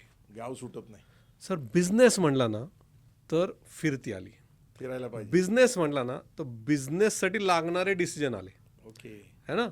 काय होतं, लेट्स से मी गावात बसलोय, मला बिझनेस करायचा आहे, पण तो बिझनेस पुण्यात चालणार, राईट. मी जर घरी म्हटलं ना, आता मला पुण्यात जायचं आहे, बिझनेस करायचा, काय करायचं पुण्याला, इथंच थांब, संपलं इथंच. जर तुम्हाला बिझनेस करायचा ना, पहिलं गाव सुटलं पाहिजे. जर तो बिझनेस पुण्यासाठी, जर तो बिझनेस दुबईसाठी, तुम्ही दुबईला जायला पाहिजे. तुम्ही बघा ना, आता तुम्ही बेंगलोरला गेला, हो, बेंगलोरवरनं मॉरिशसला गेला, मॉरिशसवरनं साऊथ आफ्रिका, मग अमेरिका, मग जर्मनी, मग लंडन आणि मग परत भारतात. किती प्रवास केला तुम्ही? बिझनेसला तुम्हाला सुटलं पाहिजे. तर तुम्ही बघा, आता जर आपल्या मराठ्यांचंच ॲनॉलॉजी द्यायची झाली, बरोबर. आता मी आमच्या बाबर घराण्याचा अभ्यास केला, बरोबर. सगळे आमची कम्युनिटी, आमचं गाव, यु नो, आम्ही इथले वगैरे, अभिमान त्यांना, अभिमान, बरोबर, गौरव, अभिमान. पण ते आलेत कुठून? गुजरातच्या इथून. अच्छा. गुजरातला कुठून गेले? खाली मी सगळा, वडिलांनी आणि मी कोविडमध्ये पूर्ण अभ्यास केला. बापरे. तर सोलंकी चालुक्य घराणं जे साऊथचं, ओके. त्यातला काही भाग सोलंकी म्हणून गुजरातला गेला, तिथला काही भाग साळुंखे म्हणून महाराष्ट्रात आला. अच्छा. साळुंखेचं बाबर पडनाव आहे, हे असं पदवी आहे, है ना. कनेक्शन आहे. म्हणजे इवन तुम्ही मराठे म्हणणारे, तुम्ही पण गाव अख्खा देश फिरलेत. मायग्रेन केलेलंच आहे. सर तुम्हाला मोठं व्हायचंय ना, तर हे मायग्रेशन तुम्हाला करायलाच करावंच लागेल. इथं तुम्ही जर जकडले ना, मग इम्पॉसिबल. मग सुखी राहा, शेती करा, निवांत, that's also good. Sir, financial इलिटरसीबद्दल थोडं सांगा ना. नेमकं आर्थिक साक्षरता जी आहे आपल्या लोकांमध्ये, मला नेमकं काय सांगायचं आहे, की आता पुण्याचा विकास बघा, औरंगाबादचा बघा, नाशिकचा बघा, नवी मुंबईचा बघा, कोल्हापूरचा बघा, सांगलीचा बघा, शहरं वाढलेली आहेत. हो, म्हणजे तिथं जमिनीचे आर्थिक व्यवहार झाले. हो. सर, नेमका प्रॉब्लेम मला काय दिसतो, की जमीन विकली गेली एक तर गुंठेवारीने, हो. त्यातनं गुंठे मंत्री झाले, किंवा बिल्डर म्हणलं तर ते गुजराती, मारवाडी, सिंधी लोकांनी ते जमिनी घेतल्या, डेव्हलप केल्या. आपल्या लोकांकडे पैसे आले. पैसे आल्यानंतरची मानसिकता पहिली काय आहे, की उद्योग निर्माण करावा, व्यवसाय करावा, हो. याच्यातला नाही आहे. बरोबर. एक चांगलं मोठं घर बांधावं आणि मोठी गाडी. आणि मोठी गाडी घ्यावी. हो. समृद्धी हायवे, त्याच्या कडला जी गावं गेली, ज्यांची जमिनी गेल्या, त्यांच्याकडे आलेला पैसा बघितला तर तुम्हाला सगळ्यांनी मोठी घरं बांधायला सुरुवात केली दिसते. आणि नवीन डेव्हलपमेंटमध्ये पंतप्रधान सडक योजनेच्या माध्यमातून रस्त्यांचं चौपदरीकरण झाल्यानंतर रस्त्यात गेलेल्या जमिनीला सरकारने 4 पट पैसे ग्रामीण भागात, 2 पट जमिनीला किंमत दिली शहरी भागात. इतका प्रचंड पैसा आलाय.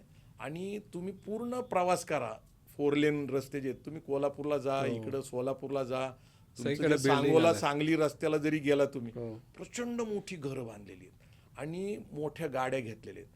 तर ही जी मानसिकता आहे, की पहिल्यांदा आपल्याला उद्योजक झालं पाहिजे, हो. हा पैसा अधिक काळ टिकला पाहिजे, वाढवला पाहिजे.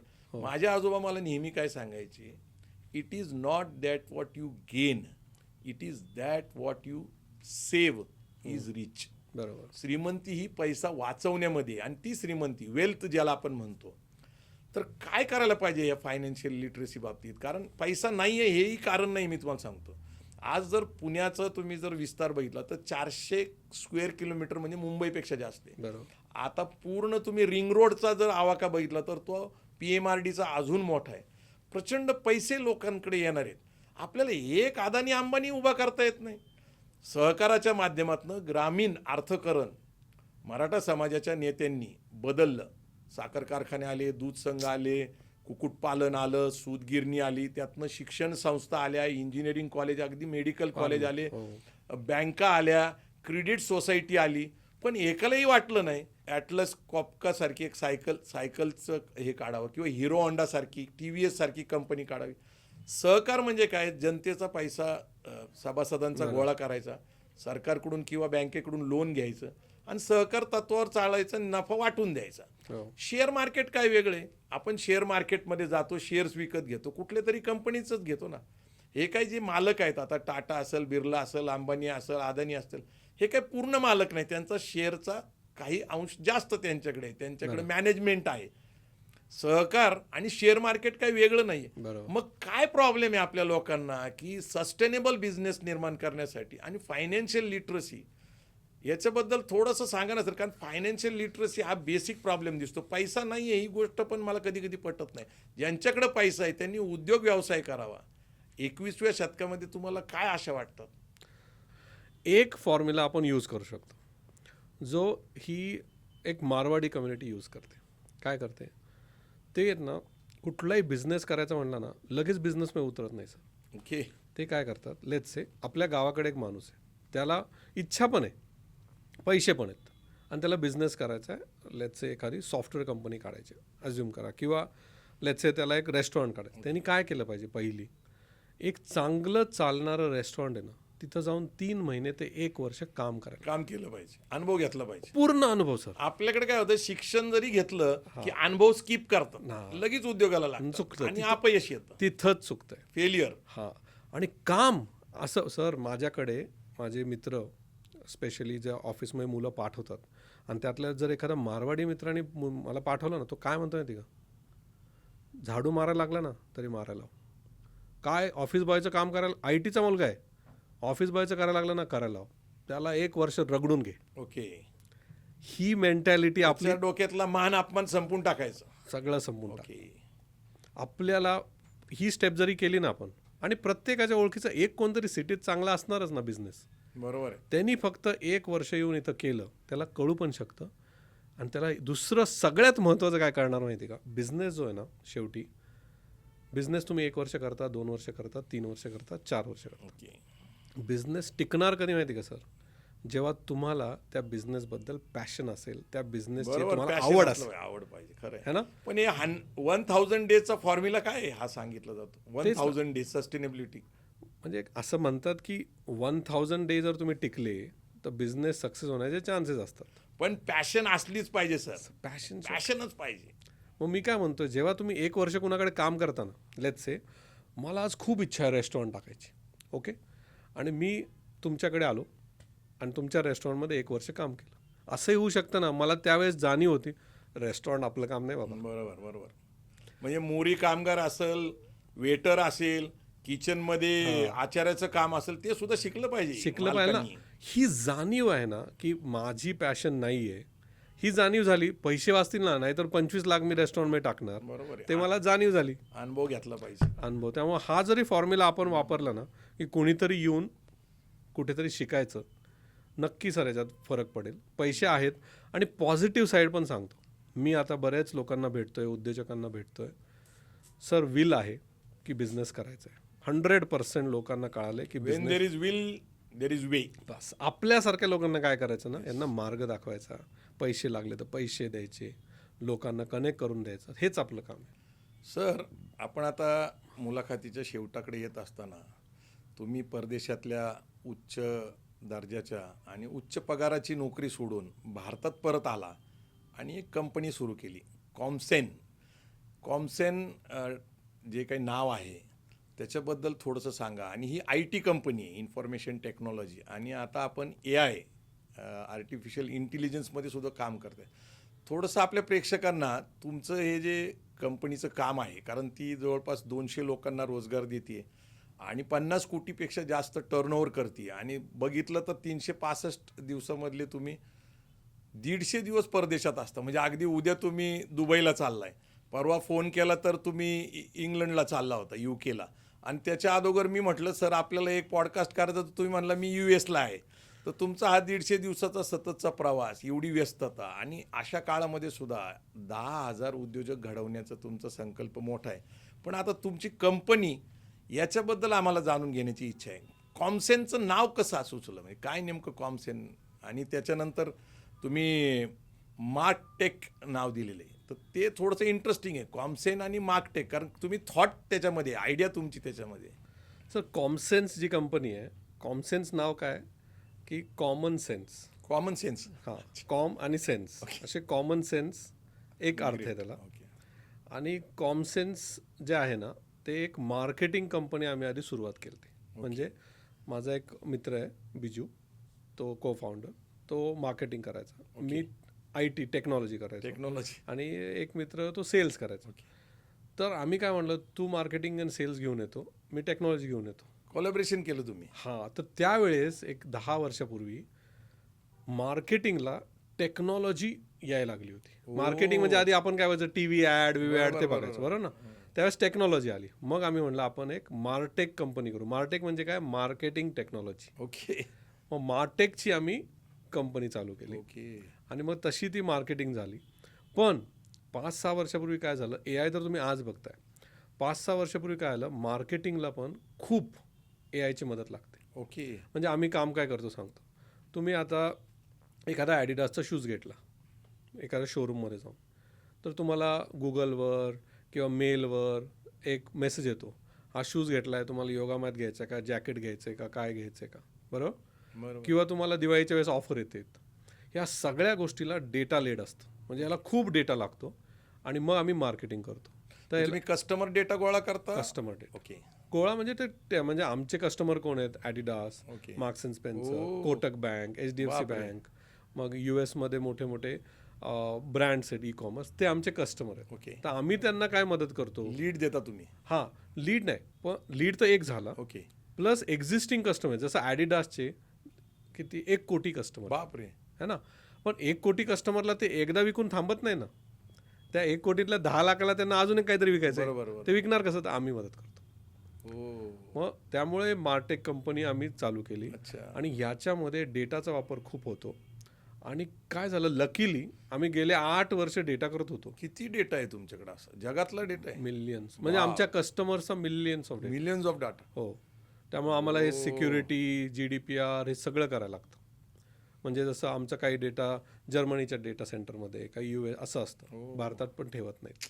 तर मग ह्या डेटावर करतो. आता आम्ही AI मध्ये कसं घुसलो. ओके. कारण सर AIला ना सगळ्यात फंडामेंटल काय आहे ना, डेटा पाहिजे. ओके, म्हणजे तुम्हाला जर आज वाटलं ना मला AI करायचं आहे, लगेच नाही करू शकत अनलेस तुमच्याकडे डेटा नाही. लकीली आम्ही गेले 8 वर्ष AIचं डेटाचं काम करतो. त्यामुळे आम्ही आता मग AI मध्ये आलो आणि मग आता AI मध्ये आम्ही पूर्ण मार्केटिंगमध्ये AI घेऊन आलो. पण AI बद्दल प्रचंड भीती निर्माण केली जाते. नेमकं AI काय आहे, आर्टिफिशियल इंटेलिजन्स म्हणजे नक्की काय, लोकांना अजून समजत नाही आहे. इन्फॉर्मेशन टेक्नॉलॉजी, आता ज्यावेळेस पहिल्यांदा कॉम्प्युटर आला, तर इथल्या समाजवादी विचारसरणीच्या लोकांनी किंवा साम्यवादी विचारसरणीच्या लोकांनी किंवा पुरोगामी विचारसरणीच्या लोकांनी कॉम्प्युटर फोडला रस्त्यात. टाईपरायटर्स पाहिजे, टाईपरायटरच पाहिजे, कारण बेरोजगारी वाढेल. बरोबर. आता तो काळ गेला, कॉम्प्युटर सगळीकडे घरोघरी पोचला, लॅपटॉपच्या पद्धतीने पोचला. त्यावेळेसचा काळ बदलला, इन्फॉर्मेशन टेक्नॉलॉजी होती. आता परत AI बद्दल असं होतंय की AI मुळे प्रचंड नोकऱ्या जातील वगैरे. काय नेमकं AI आहे? सर आता मी जे तुम्ही मगाशी म्हणालो, सॅन फ्रान्सिस्को ते AI लीडर्सला भेटलो, मी जगात सगळं बघतोय आणि मी AIला फॉलो करतोय. AIने मोठं डिस्रप्शन होणार हे नक्की, नक्की. जॉब जाणार हे पण नक्की, 100% जाणार. पण नवीन पण काहीतरी जॉब निर्माण होते. जॉब कुणाची जास्त जाणार ना, जो लवकर AI शिकत नाही आहे. ओके. त्यांनी पटकन शिकलं पाहिजे. AIने दुसरी गोष्ट, AI म्हणजे काय आधी सांगतो. टेक्नॉलॉजी फ्रेंडली असलं पाहिजे. हो, AI शिकलं पाहिजे. AI म्हणजे काय मी सांगतो. लेट्स से एखाद्या सॉफ्टवेअर कंपनीमध्ये तुम्हाला एक सॉफ्टवेअर लेट्स से तुमचं आता रेस्टॉरंट नवीन तुम्ही चालू केलं आहे, त्या रेस्टॉरंटचं सॉफ्टवेअर बनवायचं. तर एक सॉफ्टवेअर कंपनी यायची, ते सॉफ्टवेअर बनवायचं. सर आता ते सॉफ्टवेअर 80% AI बनवू शकतं ओके, लगेच. लगेच. आणि लेट्स एक सॉफ्टवेअर बनवायला शेवटी AI माणसानीच तयार केलं ना. हो. कॉम्प्युटर पण माणसानीच तयार केलं, इन्फॉर्मेशन टेक्नॉलॉजीचं युग पण माणसानीच आणला. माणूस का घाबरतो AIला? नाही, ते इनिशियल अस्थिदिंग्स आहे एक गैरसमज आहे असं मला वाटतं. हो 1-2 वर्ष कारण मला एकाने सांगितलं की AI इज अ फ्रेंड, हो इज युअर फ्रेंड. असा आपण विचार केला पाहिजे इज अ फ्रेंड. पण ॲट द सेम टाइम आपण एकदम कॅज्युअल पण नाही राहायला पाहिजे. कारण काही practice industry jobs wipe out होतील. वाईप आउट होतील. हां, म्हणजे जशी आपली टाईपरायटर निघून गेले गेली है निघून ना. गेले. काळे ब्लॅक अँड व्हाईट टीव्ही निघून गेले, फोन, बूथ. फोन निघून गेले, बूथ. STD बूथ संपले. अशा एआयनी वाईप आउट होणार आहे. ओके ओके तर तुम्हाला काय बघायचं, तुम्ही त्या इंडस्ट्रीत असाल तर पटकन दुसरं काहीतरी करा. आता किराणा मालाची दुकानं गेली, मॉलमध्ये आता एवढे मोठे हे आले ब्रँड. एआय हे तुम्हाला एक एक्झाम्पल दिलं. तुम्हाला एआयचा फायदा काय माहिती का? लेट्स से आज सागर बाबर एक विचार करतो, त्याची जी ब्रेनची क्षमता आहे तेवढी एआय सागर बाबर इन2 ओके. 10 लाख लोक अरे बापरे. याचं ब्रेन एकत्र ओके असं विचार करा. ओके. नाही, माझा अनुभव फ्युचर म्युझियम दुबईमधला आहे. तिथं एक रोबो ठेवला आहे, एक लेडी रोबो ठेवला आहे. आणि मग आपण तिच्याशी काही प्रश्न उत्तर करतो आणि ती लगेच उत्तर देते. हो म्हणजे तो माझा अनुभव आहे. आणि बऱ्याच लोकांना असं वाटतं की एक रोबो असतो, रोबो वेगवेगळ्या प्रकारचे, आणि त्याच्याशी आपण संवाद साधायचा. आणि आता आपल्याकडे एलेक्सा आलेली आहे ना. एलेक्सा आधीच आलेली. आपण एलेक्साला सांगतो की मला कारमधला हे स्पीकरचा आवाज वाढव, किंवा ते हे चेंज कर, गाणं चेंज कर. एलेक्सानी आणलेलं आहे. एलेक्सा आणि AI मध्ये काय नेमकं? Very good question. एआय म्हणजे काय ना, सगळ्यात महत्त्वाचं तो माणसासारखा शिकू शकतो. ओके ओके म्हणजे काय? लेट्स से तुम्ही एलेक्साला सकाळी 9 वाजता कारमध्ये बसले ओके आणि एलेक्साला सांगितलं की बाबा मला गाणं लाव. ओके. एलेक्साने लावलं. लावलं. दुसऱ्या दिवशी सकाळी तुम्ही कारमध्ये बसले 9 वाजता किंवा 9:30ला. ओके आता एलेक्साने शिकलं पाहिजे की काल प्रवीण दादांनी सांगितलं होतं गाणं लाव, तिने तुम्हाला विचारलं पाहिजे गाणं लाव का. ओके. अच्छा. नेक्स्ट स्टेज AI ओ. है ना. दुसरं तुम्ही तिला स्पेसिफिक सांगितलं होतं की मला 90 सालची गाणी ऐकायची ओके है ना, ते पण तिच्या लक्षात राहिलं पाहिजे. ओके. बरं संध्याकाळी 7 वाजता तुम्ही गाणी ऐकत नाही, तुम्हाला काय ते पॉडकास्ट ऐकायला आवडतं, ओके. ते पण त्याला म्हणजे शिकण्याची कॅपॅसिटी हो. ज्याच्यात असेल माणसासारखी, तो म्हणजे AI. आता AIचं पुढचं निघालंय. AIचं पुढचं काय निघालंय आता की एजंटिक AI. एजंटिक AI म्हणजे काय? एक AI दुसऱ्या AIशी बोलतोय. ओ. म्हणजे आपण दोघं कसं पण बोलतो. मानव जातीला धोका आहे असंही बोललं जातं. 100%. सेपियन्स नावाचं पुस्तक ज्यांनी लिहिलेलं आहे, त्याचे पॉडकास्ट मी बघितले. हो त्याच्यामध्ये त्याचं म्हणणं आहे की फार वेगळी परिस्थिती निर्माण होईल. फार वेगळी. आता काय आहे ना सर, ह्याच्यासाठी US आणि चायना हे खूप ॲडव्हान्स आहेत AI मध्ये. US खूप म्हणजे खूप पुढे.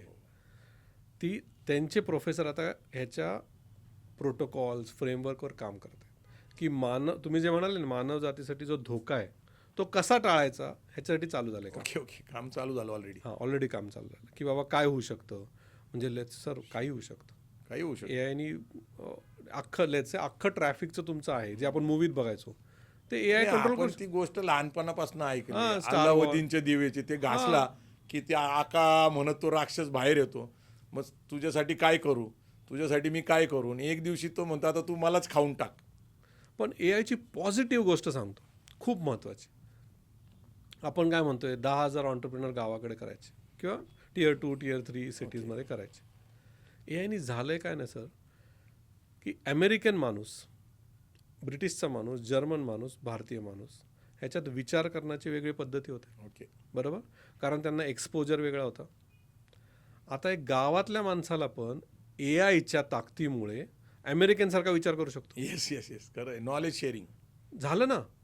म्हणजे गावातला माणूस जर त्याला बिझनेस करायचा आहे तर तो AIमुळं अमेरिकनसारखा बिझनेस करू शकतो.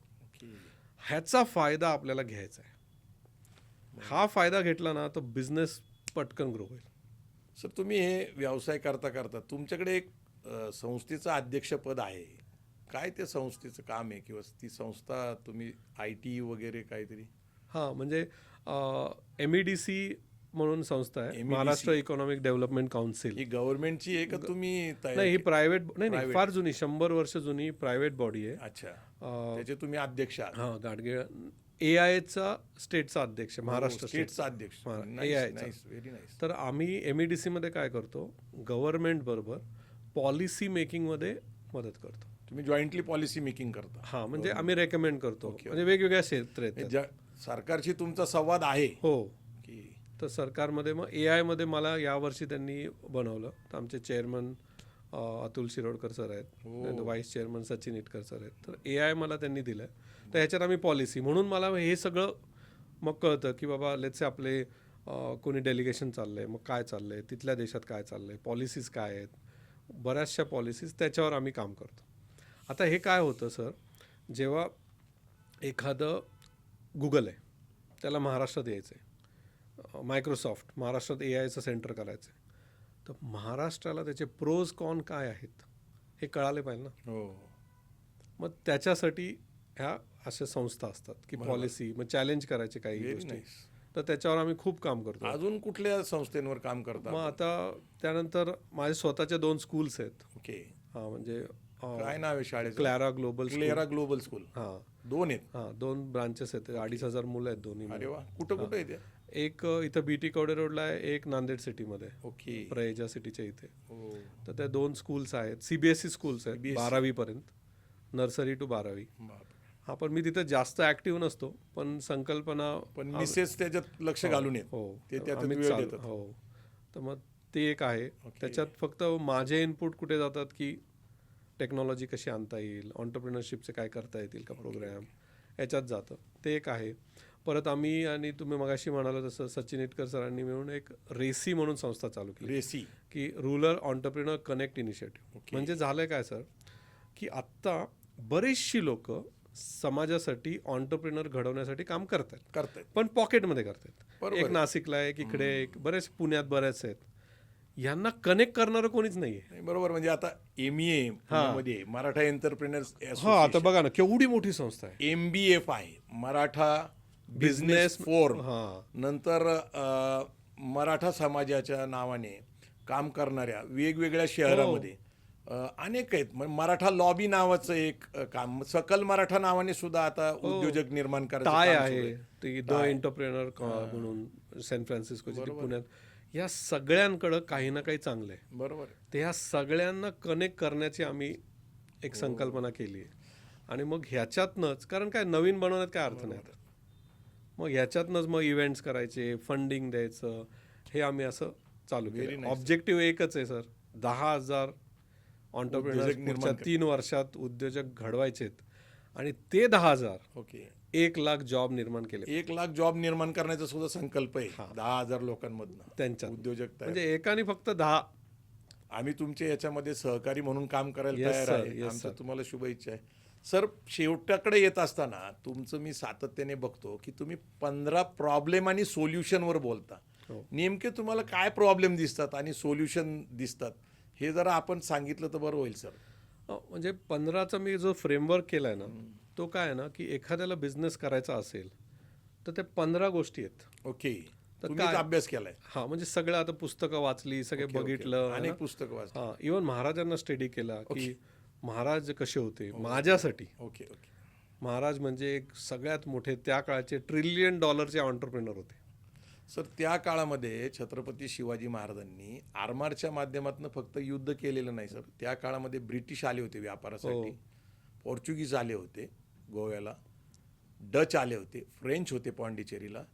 त्यामुळं व्यापार समुद्रमार्गी होतो हे माहिती. त्या काळामध्ये शिवाजी महाराजांनी 9 कोटी रुपयाचा आंतरराष्ट्रीय व्यापार केलेला आहे येस. स्वराज्यासाठी. हे पण आपण सांगितलं पाहिजे. तो आजच्या जवळजवळ 1,000 कोटीच्या बरोबर, नाही तो मोठाच आकडा आहे. 1,00,000 कोटीचा. तुम्ही सोन्याचा जर हिशोब लावला तर लाख तर कोटी. 1925 ला सोनं 18 रुपये 25 पैसे होतं. आज 1,60,000 गेले. तर महाराजांचा पण मी अभ्यास केला. येस. की महाराजांचं स्वराज्य स्वराज्य. राईट आणि आपल्या कंपनीचं विजन हे पॅरलल चालतं. येस. म्हणजे काय, स्वराज्य जे होतं, जो आपला राजमुद्रा होती, ओके. तशी तुमच्या कंपनीची राजमुद्रा पाहिजे ना, त्यात लिहिलं पाहिजे व्हॉट एव्हर तुमचं विजन आहे. तुमचं असेल की 1,00,000 एम्प्लॉई मला बनवायचे आहेत, 10 कोटीची कंपनी करायची, 1000 कोटीची कंपनी करायची, वॉट एव्हर, हे तुमचं विजन चाललं पाहिजे. महाराजांकडनं काय शिकलं पाहिजे, टीमला एकत्र कसं ठेवायचं, मोटिवेट कसं करायचं, है ना सर. त्यांनी त्या काळी तलवार द्यायचे, है ना, पदवी द्यायचे, कड द्यायची सोन्याचं. काय होतं, पदवी द्यायचे, प्रमोशन करायचे, काय होतं. आज आपल्या कंपन्यात तेच चालतं. Okay okay.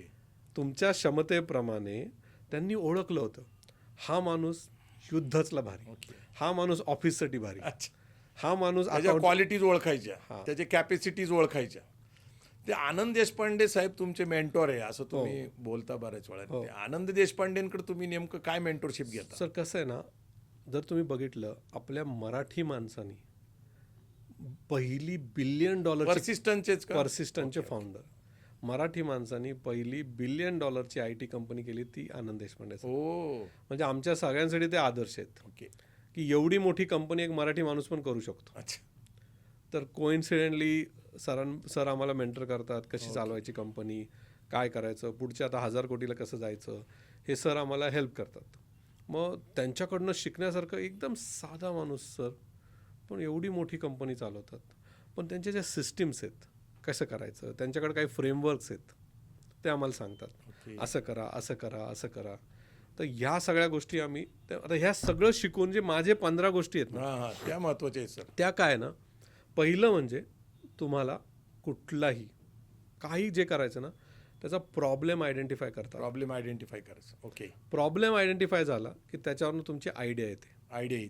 आयडिया मधनं आयडिया क्रिएट होते. हां, आयडिया क्रिएट झाली, ही स्टेप बरीच लोक मिस करतात. जे मी सांगतो, तुमचं पॅशन काय, पॅशन, तुम्हाला आवड काय. बरोबर.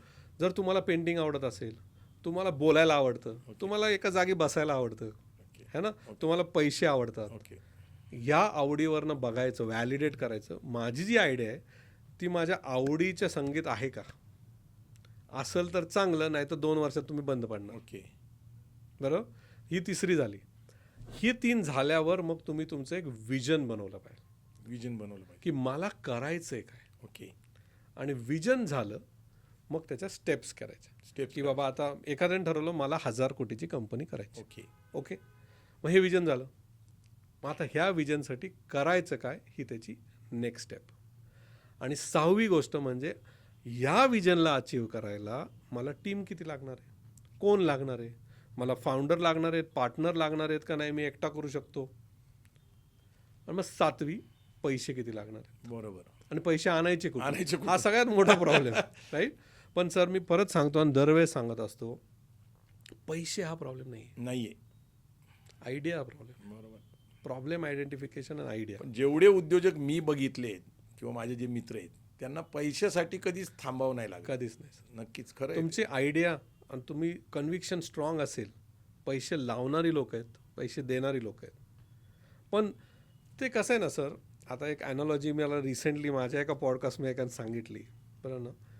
कॉलेजमध्ये तुम्ही गर्लफ्रेंडच्या मागे जेव्हा जाता ना, हां, तेव्हा तुम्ही विचार नाही करत तिला कसं पटवायचं, काय नाही. तुमचं ध्येय काय असतं, तिला पटवायचं. मग रात्र बघत नाही, दिवस बघत नाही, पैसे बघत नाही, जुगाड करता ना, मित्राकडनं घ्याल, इथून घ्याल, पण करता ना, तेच बिझनेसला लावायचं. पैशासाठी थांबू नाही शकत. तुमचं ॲटिट्यूड, अद्भुत उदाहरण आहे प्रेमाचं. हो, ॲटिट्यूड. ओके. ॲटिट्यूड. मग ते झालं, पैसे आले. मग 8वी गोष्ट म्हणजे तुम्हाला टेक्नॉलॉजी. मी असं सांगेल, डे 1 पासून तुम्ही टेक्नॉलॉजीचा विचार केला पाहिजे की टेक्नॉलॉजी काय. टेक्नॉलॉजी झाले की मग मग लगेच तुम्हाला सेल्स अँड मार्केटिंग म्हणजे त्यात वेबसाईट आली, हे आली, सगळं आलं, सगळं नीट करणार. 10 झाल्या गोष्टी. आता ह्या फंडामेंटल आहेत.